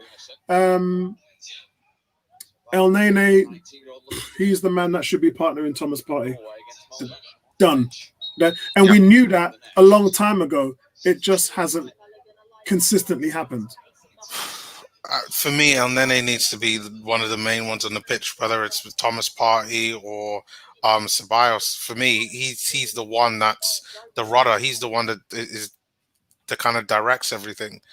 He provides stability in that midfield. And right now, we need it, whether it's Europa League and the Premier League. Yeah. I'm just loving El Nene and Smith Rowe in that midfield is really doing a number for me at the moment. Sentiment saying there's new rumours about Allegri to Arsenal. I don't think that the owners are interested in anything like that. Arteta is their guy. Anwar saying, hope we see more Balogun. Yeah, he's just come on, mate. Yep. He's just come on. Coming on. How you doing, Nay? Hope everything's good with you, girl. And hope you're enjoying the result. We just need another goal, and then we can sit back and relax a little bit. Yeah, we can just sit back and relax a little bit more. Nketiah coming off. He looks a bit pissed. He looks pissed off that he's coming off. Yeah, because you want him to rack up the goal. He's already Arsenal's leading goal scorer this season. You want him to rack up the goals now, man. Sentiments. I've missed this one. Said Apollo, you done me dirty. I did name 11 players, and you didn't highlight the previous comments. Oh, sorry, I missed it, bro. Let me see. Is it this one? Is it that one where it says Van Persie went to Amy United, Cashley Cole went to Chelsea. 11 players. I must have missed it. 11 players. Let's have a look. I think that's the only one. That's the only one that I can see. Yeah, same here. I'm looking at Kalito is saying, if Leeds offer 40 million for Nketiah, would you take it? No, but this club probably would. I personally wouldn't, but I know this club would. 40 million for an academy player, like Arsenal would. Yeah, because he's gonna bun the goals in for somebody. I agree with Neomis. I personally wouldn't do it. I would be starting him now. That's the difference. I would be starting him now. But look, you let go Chamberlain, you let go Iwobi, you let go if you're going to get that money for him and you reinvest it in someone like Aouar or something like that, then yeah, I mean, but you still have to buy a striker. Still got to go out there and get a striker, man. And what we're still not talking about is even Balogun. He's on the last year of his contract and he still hasn't signed a new one. Yeah, he can walk. He can walk. Yeah. The thing for Balogun that's frustrating is Balogun's looking at Nketiah, and Balogun's looking at Nketiah scoring all these goals, and yet the man can't start in the Premier League. Yes, that's why. Exactly. So if you're Balogun, you're thinking, I'm gonna get the hell out of here, because man like Chuba Ukpong and all them brother there, they didn't get a chance. You know, maybe striker's the hardest position for an English player to get a chance in, but when you've scored the amount of goals that Nketiah has scored at all levels, how are you not getting a start in the Premier League? What have you got to do to get a start? So for me, I think even Nketiah might be thinking, you know, look, I'll give it a shot. I'll give it 6 months here, and if it doesn't work out, then I'm going to leave in the summer. Oh, that would be an absolute shame, because I do think that him and Reece Nelson, if we was to sell them, they're the ones that we're going to regret. Yeah. And somebody put a comment there about Leeds and Nketiah. The Leeds fans love Nketiah. Like, they wanted him to come back. They wanted him back this summer in the Premier League playing for Leeds. And him and Bamford to be kind of going at it in terms of who's going to be playing. So I just got a message from Ebony saying she won't be able to make it, guys. That's a shame. But she sends her love. Sentiment said Welbeck or Willian. Welbeck. God. Then Danny Danger. Oh God, Danny Welbeck. And you know why? That's all about intensity. Yeah, it's all about. You can play him at the 9. You can play him on the wing. Yeah. You can play him in various positions, but anytime you need Danny to come up with a goal, he just came up with a goal. No, come on, because we need Danny. We needed Danny to come up with goals more than 8 times in the season. Danny Welbeck frustrated the hell out. Yeah, he wasn't consistent, but another thing he did well is he defended. Him and Iwobi. Yeah, that's true. Yeah, when him and Iwobi was on those flanks, we would go away to Stamford Bridge and we wouldn't lose. Yeah, because those guys would backtrack. Yeah. So, you know, you go. The last time we won at Old Trafford before, obviously, last month, was when Danny Danger was in there. Oh, my. Yeah, wow. So, but that was in the FA Cup. That wasn't in the league. So, yeah, it's a very difficult one. I'm not really a Willian fan yet. Yeah. I like the player. I've always kind of liked the player, but to me, he's been way too inconsistent. And when you go missing for 6 or 7 games, that's never a good thing. Danny Danger, you knew he was, even if he weren't going to score, he would turn up. Yeah, Joe Willock just scored a goal. Great hold-up play by Balogun. I do have to say that. Holds the ball up, passes it to Willock. Willock just clean strikes, just power. Wow. Willock, man, is no joke. Willock is, how many goals is, so that's Willock, 3 goals for him this season. He scored 6 goals last season. Yeah. Man, the man's just a goal scorer. I think Willock is also the highest creator in the Europa League in terms of assists when I checked last week. So check the Europa League site. Yeah, it's a good finish. And Joe Willock continues this fine run in the Europa League. 6 of his 11 Arsenal goals have now come in this competition. And just as he did, look, 11 goals for Arsenal, man. He scores against Dundalk again. And it's scoring. Good hold-up play by Balogun. Yes, look, very good. Yeah, look, he's holding off the defender there. 18 years old, and he's got the body to do that. That's well played, son. Just takes it away, gives him the angle there. Yep, I was right. Joe Willock is joint top assist maker in the Europa League with 4 assists. No time to really just to stop it. Again, that strength from Balogun, that touch. And actually, those 4 assists are more than any other player this season.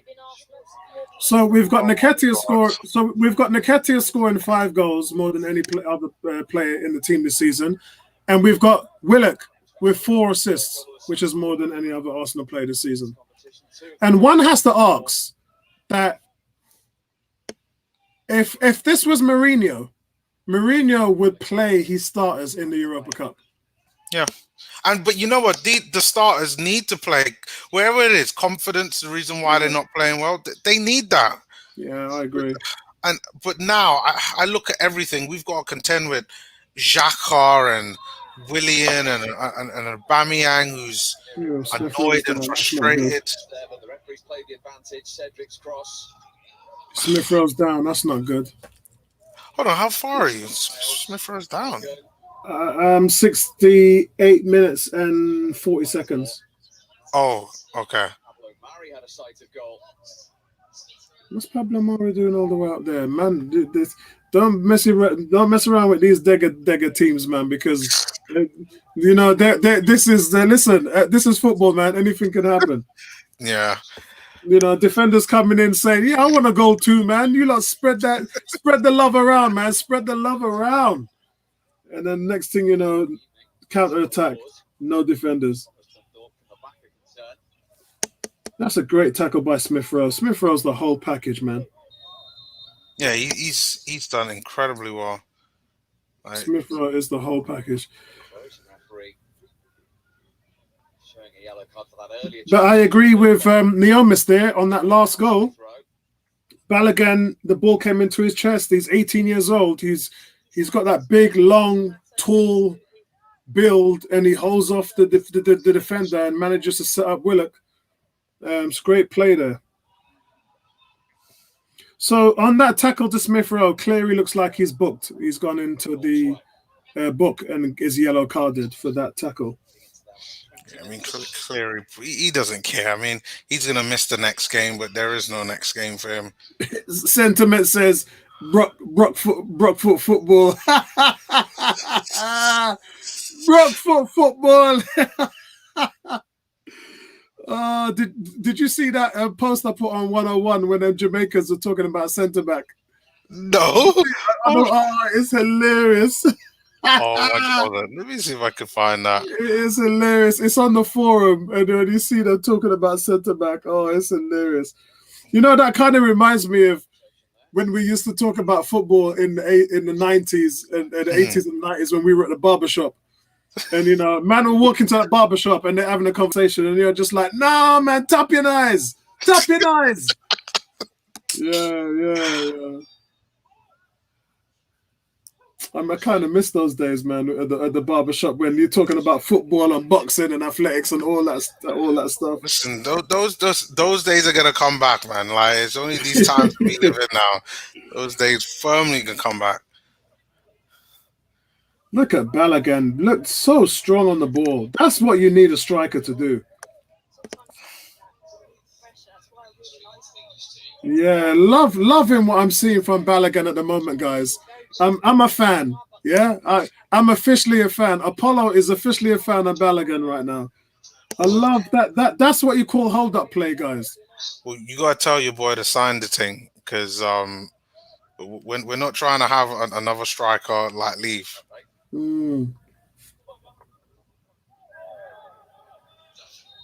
Pepe having an average game, guys. Pepe having an average game. Oh, good interception by Willock. After a long season, of course, that cup final Sunday. Oh, it's got to be a free kick.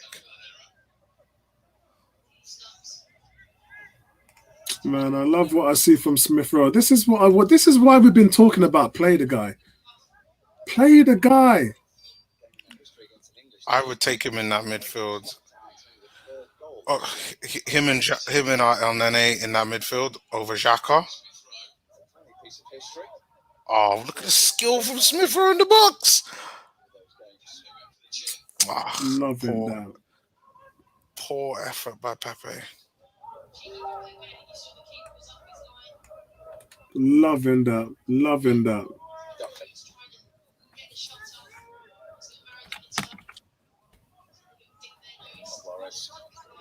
Straight to Willock. on the move. Pepe was as well, but the Flores, he worked very hard. So how comes you're not giving a free kick for that, referee? I'm finished. The referee must be a Dundalk fan. I mean, he's preventing us from really just dominating this game. Yeah, for real, for real. Cedric. Smith Rowe.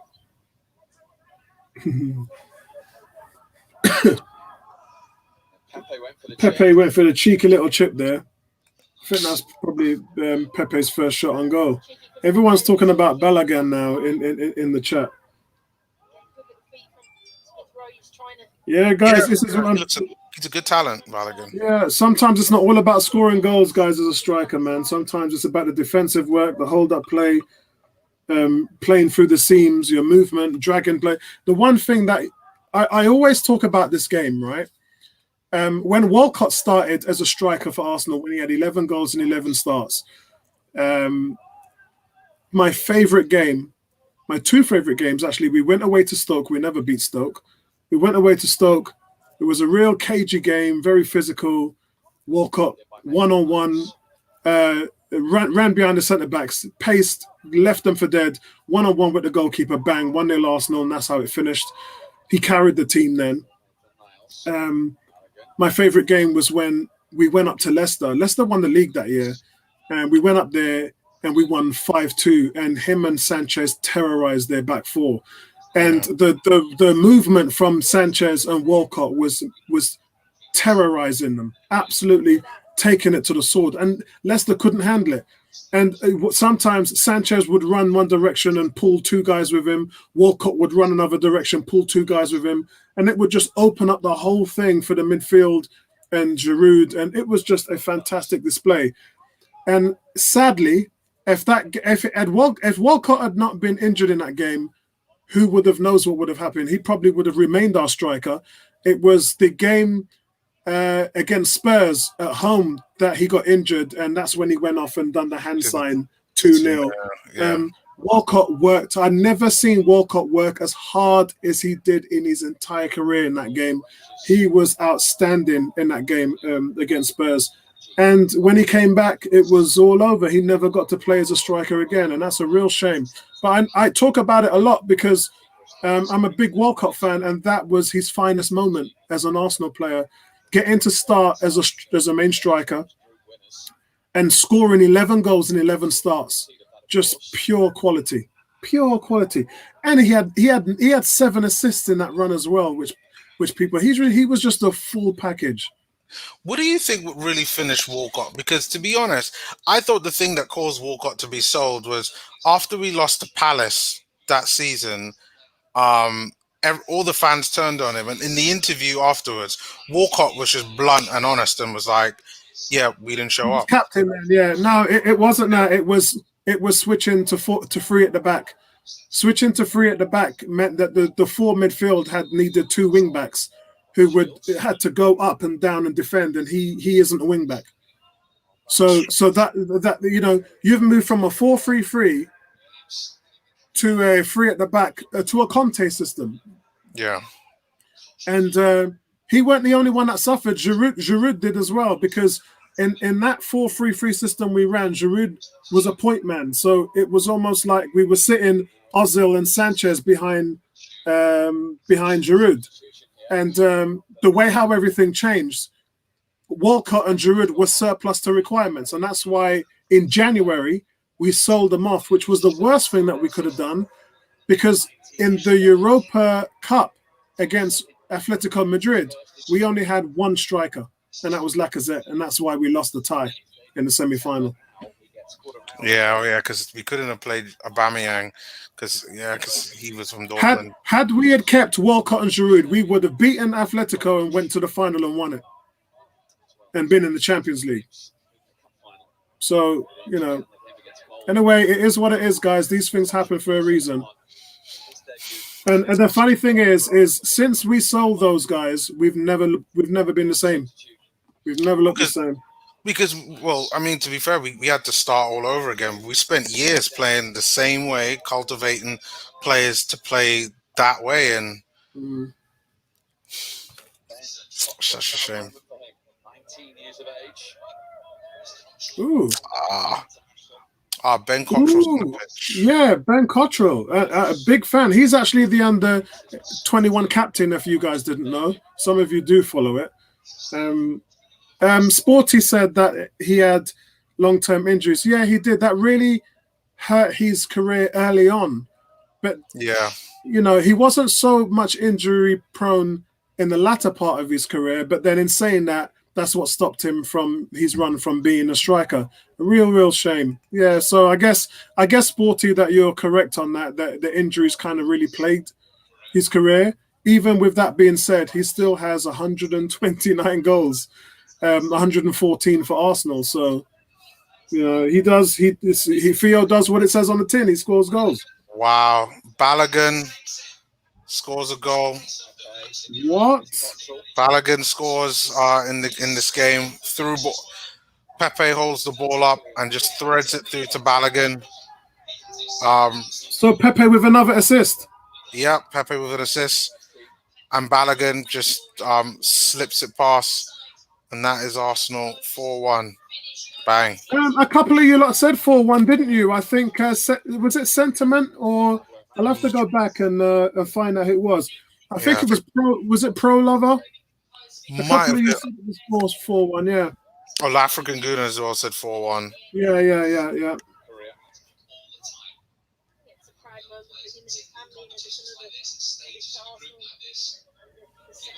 Pepe just working so hard. That's a great Waitley party.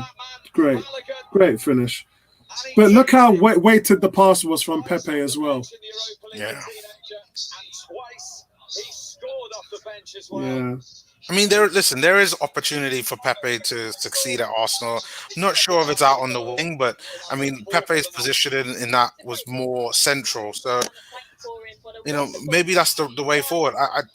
I know a lot of people have talked in the past. I think even you yourself about Pepe playing it at that number 10.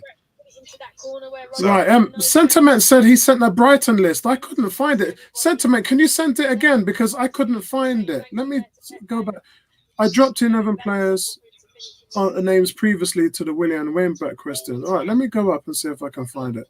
I went up and I couldn't find it. Stages of the group like this, given opportunities and taking them. 4 times off the bench, the 19-year-old.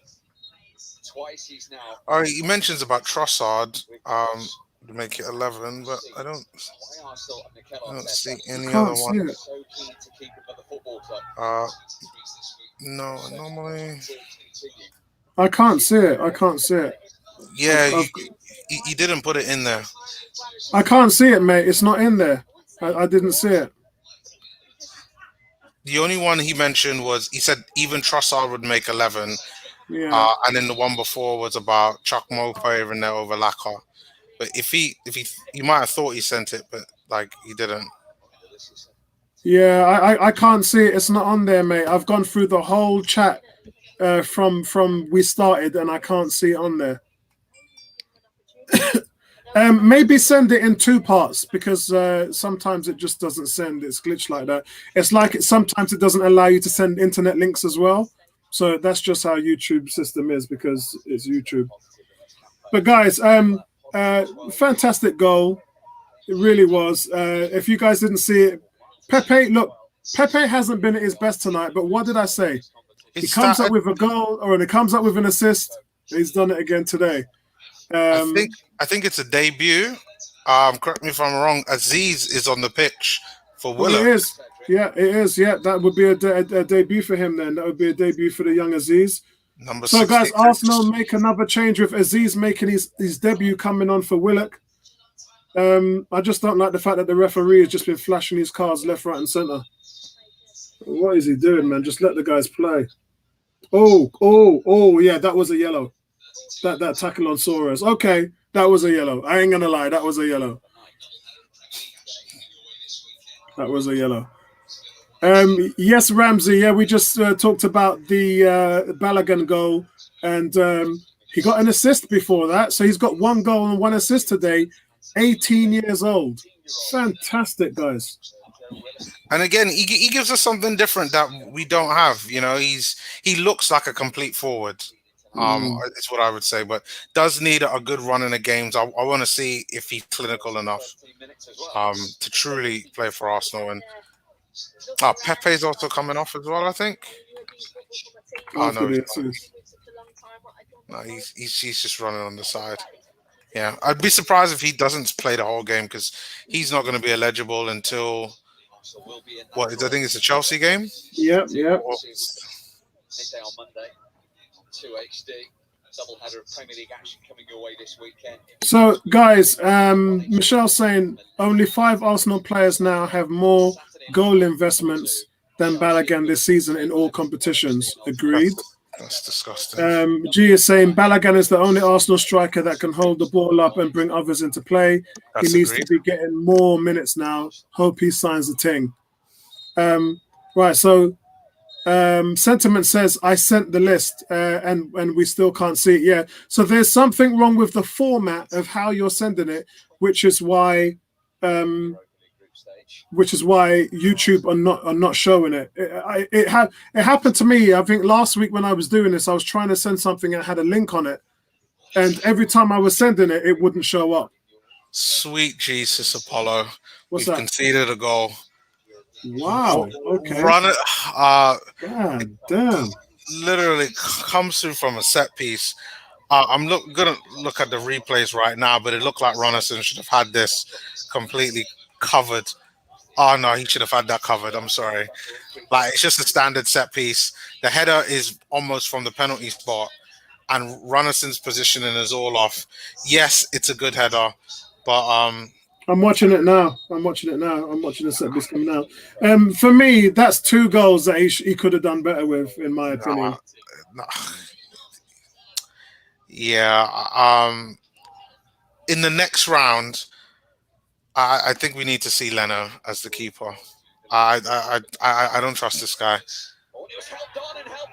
Actually, you know what? That wasn't too bad. I'm not going to trust that. He could have got there earlier. But, guys, at the end of the day, look, Leno has been injured quite a few times in his career. And I am concerned if Leno gets injured again and this guy has to step in and be our number 1. No. If that happens, we're in trouble. We would be in trouble because he's not good enough. He is I would put him he's probably at a decent championship level. Not even. Guys, is this guy better than Macy? No. I'm not sure. I haven't seen Matt Macy play much, but they must be at similar levels. As a matter of fact, I don't know why Matt Macy, we didn't play him in the Europa League, why we got Runnison to begin with, because that's what I thought was going to happen. Well, that sends out the message, doesn't it? When we found out that they were in the market to buy the Brentford goalie and then this guy, and Matt Macy was like, what? Matt Macy was like, what did I do? I didn't do it. And that's when we heard that he wants to leave next summer. So it is what it is, isn't it?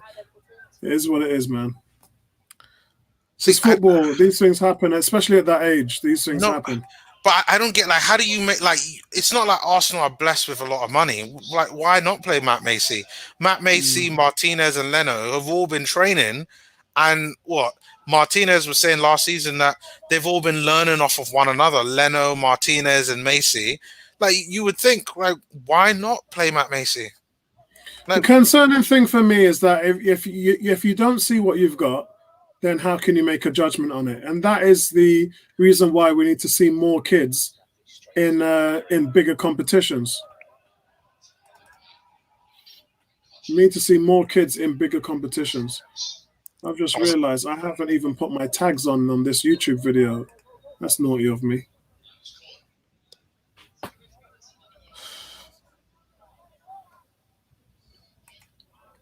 So far, I think Ben Cottrell looks good. He looks like he could be a useful midfield player.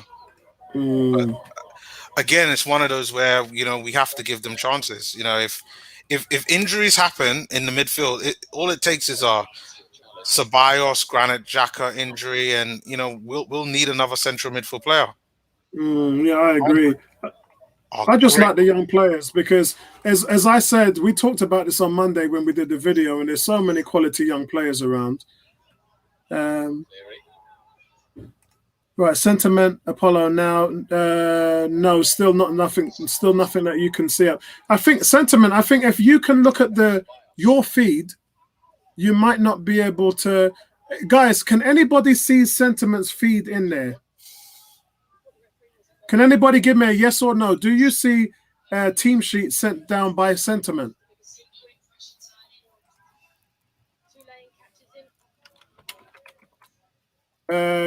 Guys are saying no.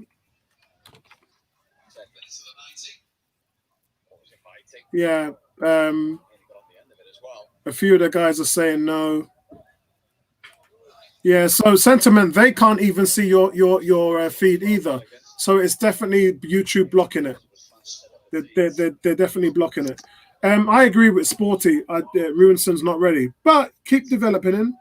If you think he's your guy, then keep developing him. But I just don't like what I see with him.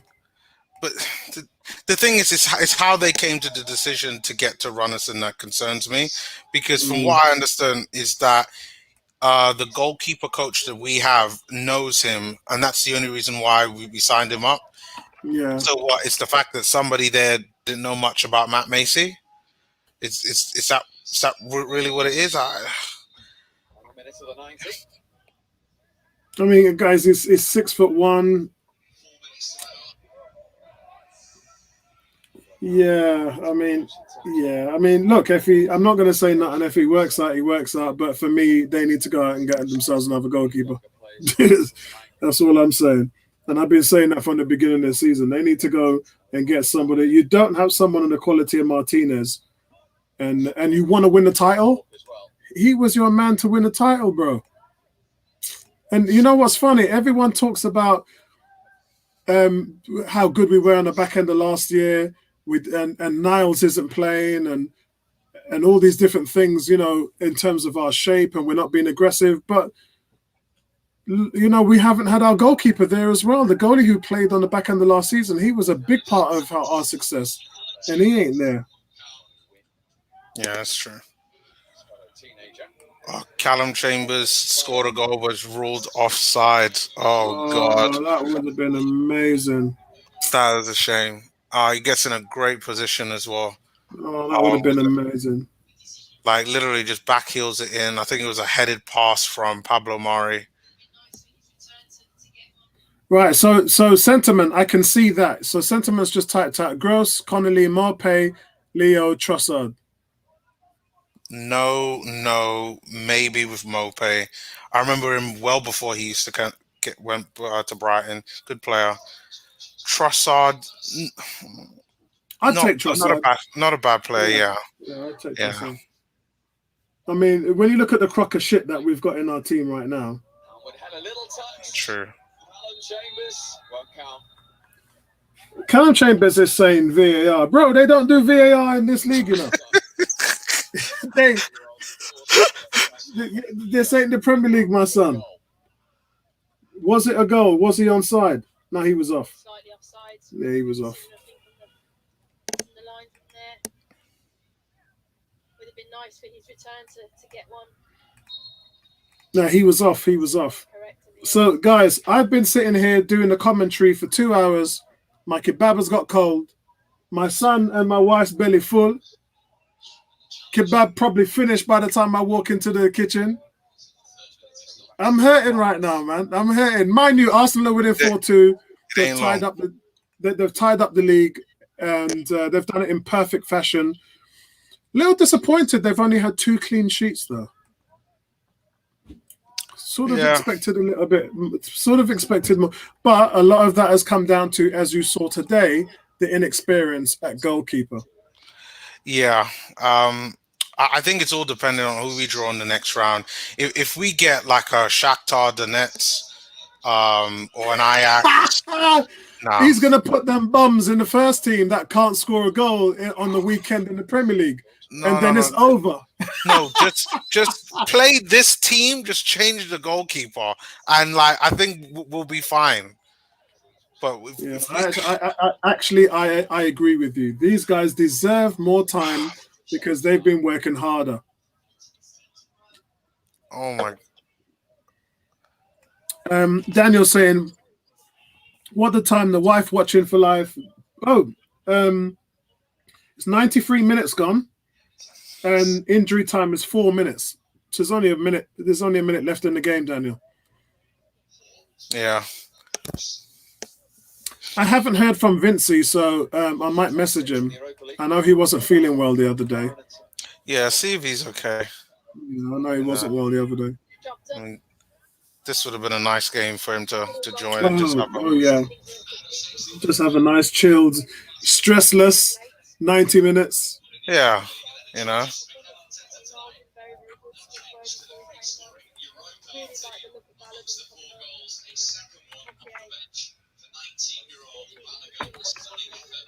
I really like what I've seen from Balogun today. From today, guys, I'm officially a Balogun fan. Officially a Balogun fan, man. Because I saw a lot in his game today, man. One will have to think, though, can he keep that tempo up for the whole game? Does he have the motor? He should do. Most of the young kids do. I'd like to see I'd like to see him start a game. Yeah. And see how what is he like over 60, 70 minutes? You know, always a problem when you see these kind of 20-minute debuts, and you just can't take enough from it. But that's it, guys. Arsenal are officially into the latter stage, the knockout stage of the Europa Cup. For me, it was an enjoyable game. I always enjoy these games because we've got the guys, the young kids there, running around, showing you what you don't see on the weekend, and that is desire, commitment, movement, passing opportunity, running into the box late, shooting outside the box, all these different things. You see them on a Thursday night. And no one talked to me about the opposition, because it ain't about the opposition, it's about the mindset. Because Lacazette shot outside the area last week and scored. El Nene shot outside the area today and scored. When was the last time you saw somebody shoot outside the area? And that's got not in the Premiership. You can shoot outside the area all day long. Most of the defensive work is done from inside the box. So you're allowed to get that time, tee up the ball and have a go. And our midfielders are just too gun shy. Ceballos ain't going to do it. Xhaka used to have a label. Well, he used to have a label. Remember when the fans used to shout, shoot! At the Emirates. When was the last time you saw him do that? So it's about your mindset. That's what you remember when I say to you guys, skill or will. Yeah, it's your will. If you don't want to do it, that is the problem. It's not your ability. We know that Xhaka has the ability to do it, but he don't want to do it. And that's the difference. That's where we're at right now, guys. That's why we're asking for a change in the setup, because we want the younger players in who have the will to do it. Agree, Neomis?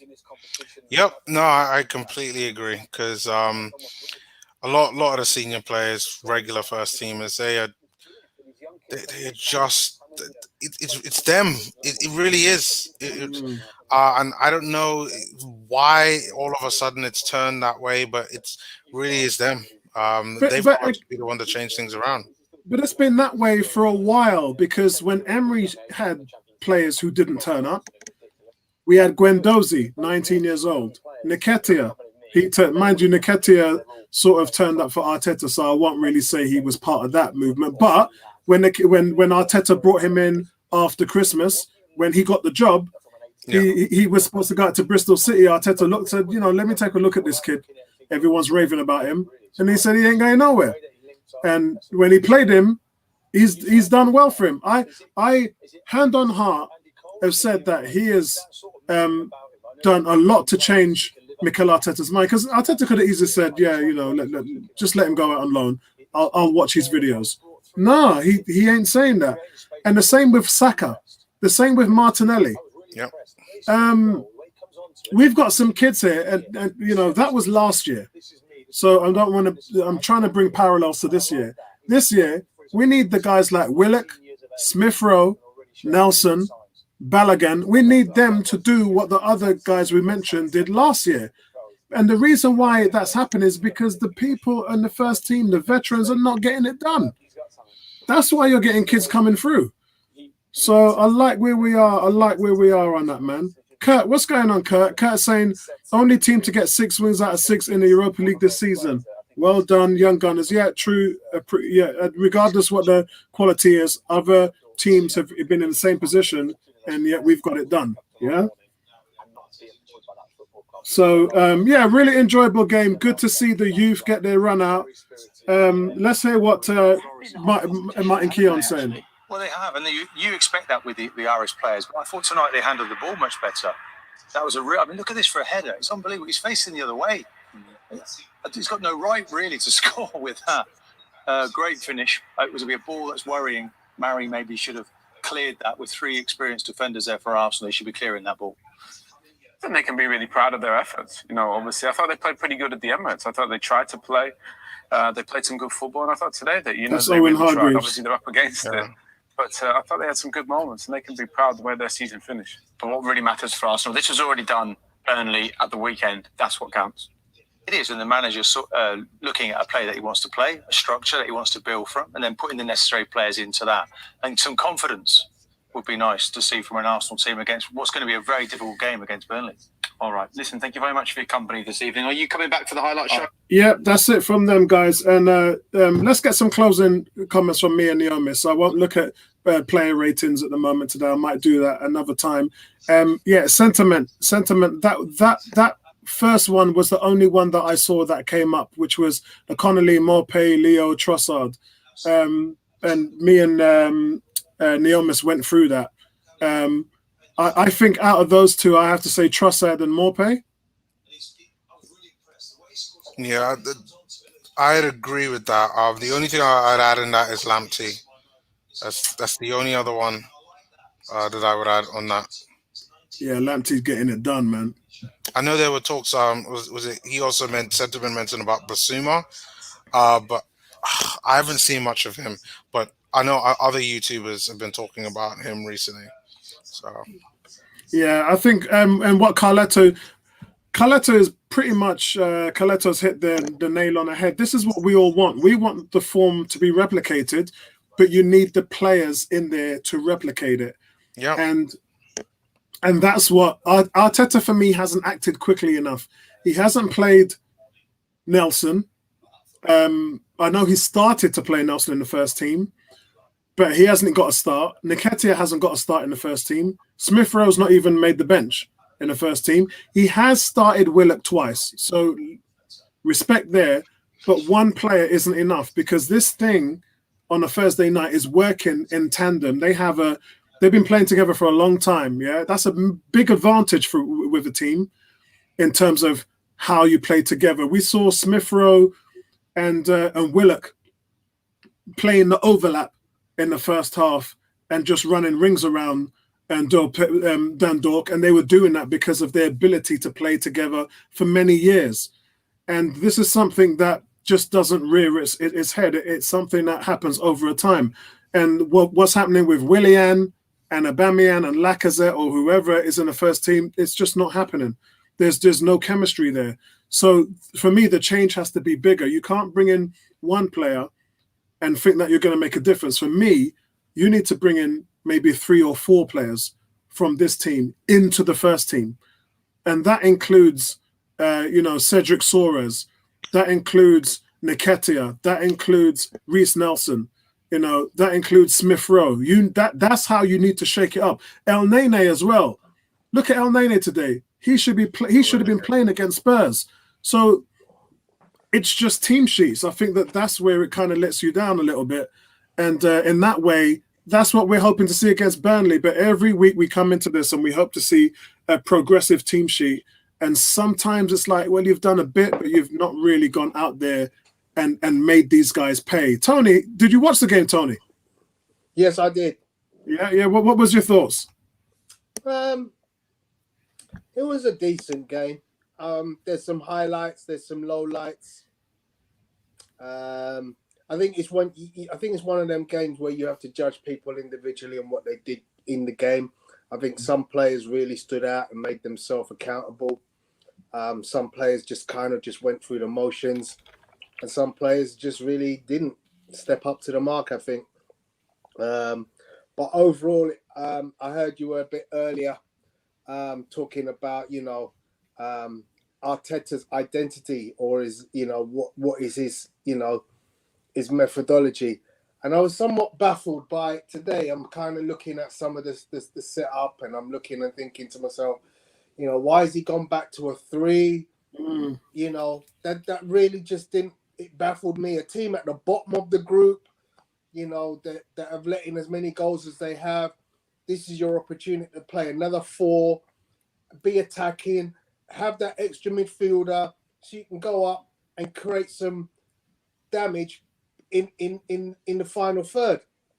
So do you know anything on why he left Klasnach at home? Because that's the key right there. If you don't have him at left back, then you don't have a 4. I didn't hear. I don't know whether he's ill or I don't know. I didn't hear the story. But once he was left at home, that pretty much nailed the 4 at the back. But that shouldn't cause you to have to play a 4 to 3 at the back, because if we were playing Man City or we're playing in the Premier League, I totally understand it.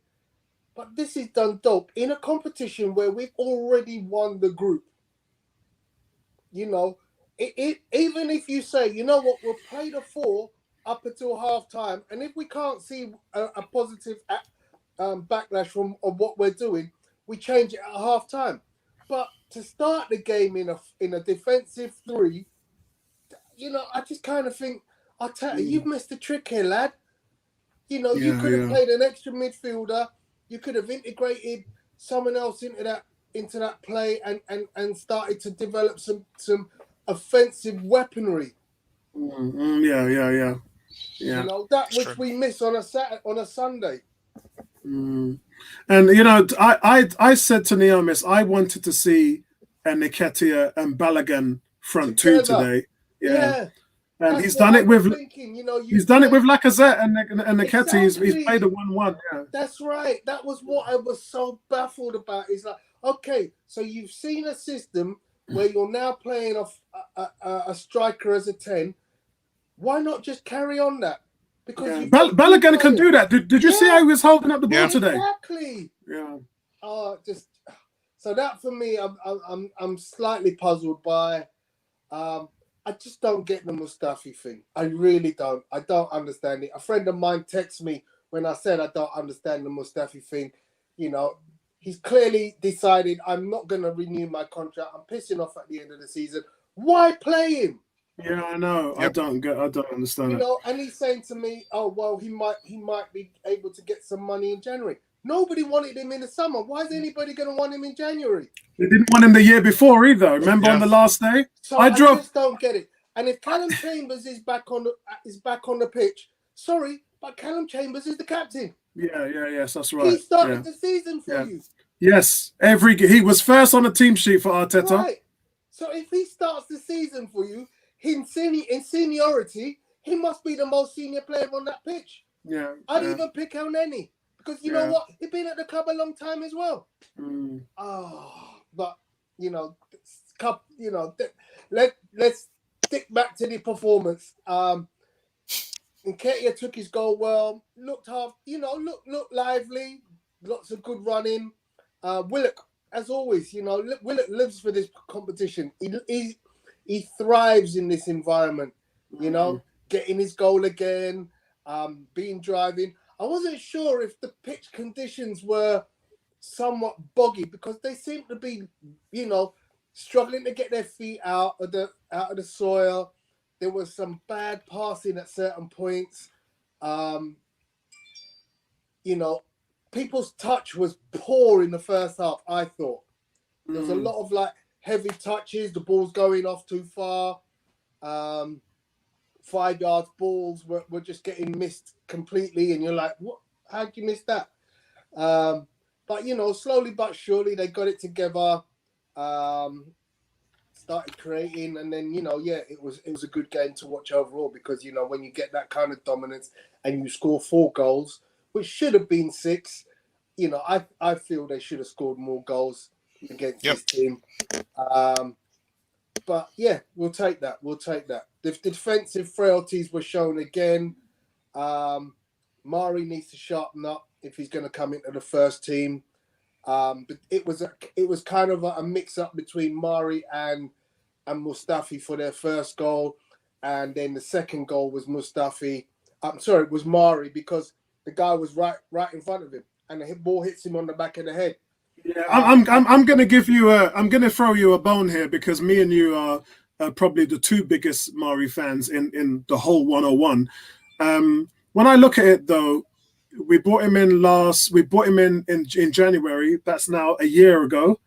How many games has he started? 3? He ain't played much football. Yeah, so it's gonna be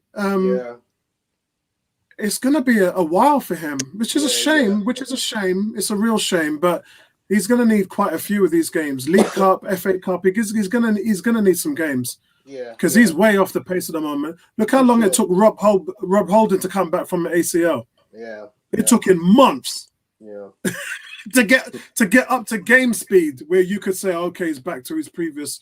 It's going to take Mari. Today I looked at him, and again, something you normally see with a player who's been out for a long time is them just being jaded after 60 minutes, and he just looked jaded, like his legs turned to jelly. But you can do that in these competitions. Yeah, for sure.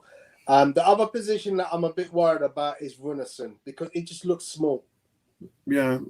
Small, tiny, frail, 6'1". Yeah, it just looks small. The goal, you kind of go, well, maybe a bigger keeper gets to that. Yeah. Do you know what I mean? It would worry me if Bernd Leno was out and we had to put him in the Premier League. What did I say to you, Neomis? I said the same thing. Yeah, I completely get it. If he has to start in the Premier League, and we're in the position that we are now, we're in trouble.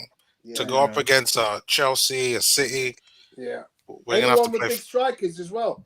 Yeah, he's not commanding his box from aerially. So I'm just like, you know what? I'm worried if we get into that position. How is he going to react when a Giroud and a Cavani on a set piece comes up next to him? Exactly. He's just going to get brushed aside. Yeah, and we ain't even started talking about a Harry Maguire, them big lumps from the back. The big lumps. Yeah, the big lumps. See, that's the reason why I kind of like where we are. I mean, Gabriel is 6'3.5". Pablo Mari is 6'4". We got some beasts back there. We got some monsters back there, man. And I like where we are at the moment as centre-back. And it just helps to deal with all of, it just helps to deal with them guys who like to create themselves and be a nuisance. But I don't know. We have to wait to see it. My concern is we've had this good defensive record this season. Does it continue? Because, Spurs are top of the league. They get 2 goals. That's fair enough. You can account for that. But what's your form going to be like when you go into a Burnley, when you go into a Brighton, So I just want to see where they go, man. To be honest, look, the confidence in this team is so low. It's absolutely rock bottom. And that's my biggest worry. I personally think a lot of them players now are in resignation mode. But isn't that why they should have started today? Yeah. That's why they should have started today. I was in agreement with you on that one earlier. I totally agree. I would have played them all. I just said, go out there. And if you fail, then all the youngsters start against Burnley. Yeah. Yep. I thought Aubameyang particularly would have started. This would have been the perfect game for him. Yeah. And I did say in the first Rapid Vienna game when we were losing 1-0, they brought Bellerin and him on and they changed the game. Bellerin got the assist, remember, from the right side where we don't create. And Lacazette scored. Aubameyang scored the winning goal. Victor saying racist, and Cool K saying what's that for? Victor, Victor, are you talking about PSG last night? Elaborate a little bit on that, bro. Yeah, it's a bit random. Yeah. Arteta. Nah, I wouldn't say Arteta's racist, bro. I don't know. I wouldn't say that. How does he work that out? We've got bare back players. I think because we've got bare back players in our team. Yeah, I think they were talking about Saliba. I think that's all. Look, if you watched our podcast on Monday night, you know he's got a lot wrong, and a lot of that wrong is white players, not black players. So I don't think it's got anything to do with that, bro. So yeah, guys, listen. So that's it. Arsenal make their way through. Balogun now scored his second goal off the bench, and an assist. That is fantastic. Yeah, I love Miguel Aziz did some nice touches. Yes, he just that little drag back and he left the two players and again Ben Cottrell. I think this G's just summed it up here. Xhaka starting, Aubameyang not scoring, not even trying to score. He says because his lack of work rate. Arteta's insistence on primarily crossing aimlessly into the box. Lack of youth players playing even though they are performing better than the seniors. That's what I'm saying, bro. It's about your will. And it's your will. I noticed today, Suarez going down the right side. He's nice. Great positions. He's nice. And he's looking up and he's going, what am I going to deliver to? Yeah. He's nice. He's intelligent. If I'm going to be down in that position where I can deliver a great cross, you have to flood the box. Do you remember Man United back in the 90s? Yeah. 5, 6, 7 men when Beckham crosses the ball, 5 men are in the box. Yeah. And I look today, Suarez gets into a great position, head up, looks to cross, goes, hang on a second, who the hell am I crossing to? I've got a midget in amongst 6 other white shirts. Yeah. What am I doing?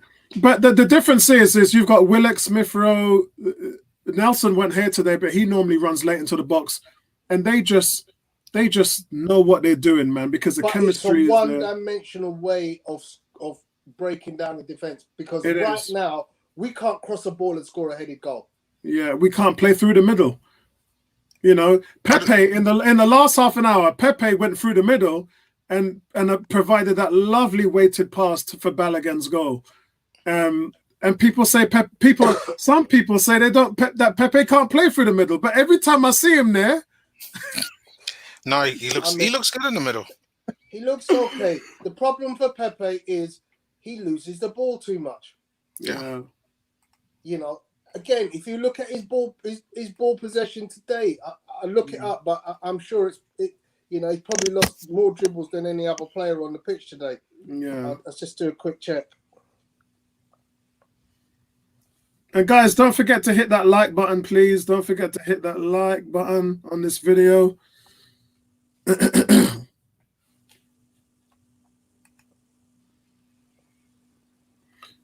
Yeah, I think that's just Victor's opinion. So Victor's just leave it. That's my opinion. That's what I think, and we have to wait and see on that one, man. We have to wait and see on that, Victor. 4-2 win. I always say they score 3 or 4 goals, Neomis. But but we conceded to. I mean, I hope we get a decent draw on Monday. Really do. So the Premier League. So Arsenal's top performers this season, guys. Let's just grab this over and have a look and see if I can find this here. Arsenal's top performers this season. I don't think we can blow it up any. I don't know whether you lot can see that. I'm just going to try and blow it up a little bit more. Yeah, we got it. Eddie Nketiah leads the team with 5 goals. Pepe's got 4. Aubameyang's got 4. Lacazette 4. Willock 3. Balogun's got 2 goals. And this guy ain't even been on the bench in the first team. Nketiah is our top scorer. He ain't even started the game in the Premier League in 11 games. See, that's the problem. That's the problem. It's like, how are you selecting players? Because it can't be with numbers. Oh, my word. I can understand it to a certain degree because obviously scoring goals against Dundalk is easier than it is scoring against Man City and Burnley. But you still have to score a goal at some point in time. If not, someone else has to be given a chance. Yep, and that's exactly what we're saying. I think what you're saying, that other players have scored more goals is a nice stat, but stats can be so deceiving. Not really, because it is. You know this one, Apollo, because Tom Brady, your guy, Tom Brady, the GOAT, scores all those dink and dunk yardage when his team's like 45-20 down. Yeah, they stop playing and then he starts dishing out 20-yard balls. That doesn't apply to this because we've got every single stat down here. So goals per 90. Goals per 90. Nketiah. What competition is it in? When you're playing against Dundalk and Mulder, those goals. But that's why he should be. That's why he should be given a start in the Premier League. We just said 3 or 4 of these players should be playing in the first team. At least give them a try and see what they do. I agree. Because the thing is, if you play them in the Premier League and they don't score, then the results will start to factor in. Of course, yeah. I mean, look, you can see total shots is down here. It's you gotta put these guys in because the first, look, all we're seeing here is Nketiah plays in Europe, Pepe plays in Europe. Lacazette kind of been dropped for a while now. Willock, Balogun. So look, 1, 2, 3, 4. So 4 of the top 6 performers over the season are in Europe. Only 2. That shouldn't be the case. Because in Europe you've only played a certain amount of games, right? But you've played 11 league games. How are you playing double the amount of league games and you can't even get into the top 6? Does that make sense? So, you know what worries me most is, well, no, I can't say it worries me the most. The most is that we ain't scoring enough goals. Yeah, we're not scoring enough goals. We ain't scoring enough goals, and that impacts our assists. Because I kind of look at that table and I go, well, Eddie Nketiah has 5 goals but no assists, whereas you got Balogun has scored 2 and has at least got an assist in there. Yeah, Pepe is still getting assists. Yeah, Joe Willock scoring goals and getting assists. Yeah, so you kind of go, Bukayo Saka scored 1 goal, 2 assists. So I kind of go, well, you know what? Play the people who can score and can assist. Right, that's going to be your most creative. Right. So hear the joke now. Hear the joke. This is where I'm going to angle it to you guys. Smith Rowe and Bukayo Saka, right here. You can see it right here. Scored the same amount of goals, have the same amount of assists. One's played 3 games, one plays 14. One is averaging 0.8 goals per 90 minutes, which is Saka. I know Bertram's gone off the charts with Saka at the moment, saying he can't hit water if he fell out of a boat, can't hit a barn door with a banjo, can't do nothing in front of goal. Yeah, but this is this is what we're talking about. We're talking about the scale of what Tony just said. Is you've got guys who have been playing in the league and had double the amount of games. Look at this: Saka 1,089 minutes, Smith Rowe 119 minutes. You need to put the guys in who have been productive in a better position, and that will change your result. And that's what you're not doing. That's what you're not doing. You need to put these guys in the Premier League, because when you look around other teams, it's the kids doing the same thing. They're being more productive. This is embarrassing that we're looking at this sheet and the Premier League players who have played double the amount of games. There's been 11 games in the Premier League and 6 games in Europe. And it's the guys in Europe that are showing up with the more committed statistics. Forget goals and assists. But if you just look at the amount of shots they take, Reece Nelson nearly has the same amount of shots as Bukayo Saka. It's just ridiculous. It's ridiculous. It's ridiculous. And we need to see some change. We need to see some change. Arteta got to do that. Your more creative players are playing on a Thursday night. Yeah? That's the real issue there. Anyway, listen, I'm gonna jump on my kebab right now because my kebab is cold. My kebab is so cold that I can see icicle coming off it right now, man. Oh man. But yeah, really happy with today's result, guys. And I just want to see things from here on out get tough because you're in the knockout stages, and things in the Premier League are getting tough because you're in a relegation battle. Don't let anybody fool you and say you went in no battle. You're in a battle. Yeah. How about them skins? Hey, listen, oh my God, if Arsenal had half of that will, yeah, 14-0 down to a team that is unbeaten, 11-0 team unbeaten, 14-0 down and come back and beat them. Boy, could you imagine if Arsenal had that against Tottenham? Great win. Mad thing, man. Anyway, NBA starts in 2 weeks, man. I'm gonna be there soon. We're gonna get this done. Wow, NBA. For Arsenal, now I'm not gonna get any sleep. Hey, listen, but if they make me furlough tomorrow, I'm already on furlough from 9 to 1, but I study. I do work studies up until 5 on a course, but that's finishing now. So if my workplace said to me, Apollo, tomorrow's your last day, we don't want to see your face until January, I would be so happy because Netflix would be my best friend. I'll be starting to catch up on things, and there's a lot going on as well. So I would just love that, man, because I ain't stopped working since this whole thing started in March. I have not stopped. It's been non-stop for me, man. Thank you very much, guys, for joining for the game, and thanks to everybody in the chat. Love your comments as always. And tomorrow night we've got Premier League show, and then Sunday, man, is it Sunday that we've got Burnley? Let me just check. Yeah, I don't know normally what time it's because of the way.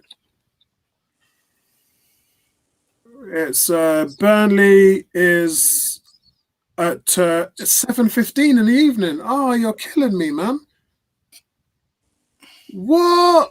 Why do they always put these things on when American football's on? This is madness, Oh, man. These people are trying my patience, man. Dolphins Chiefs this weekend, Neomis. What do you think?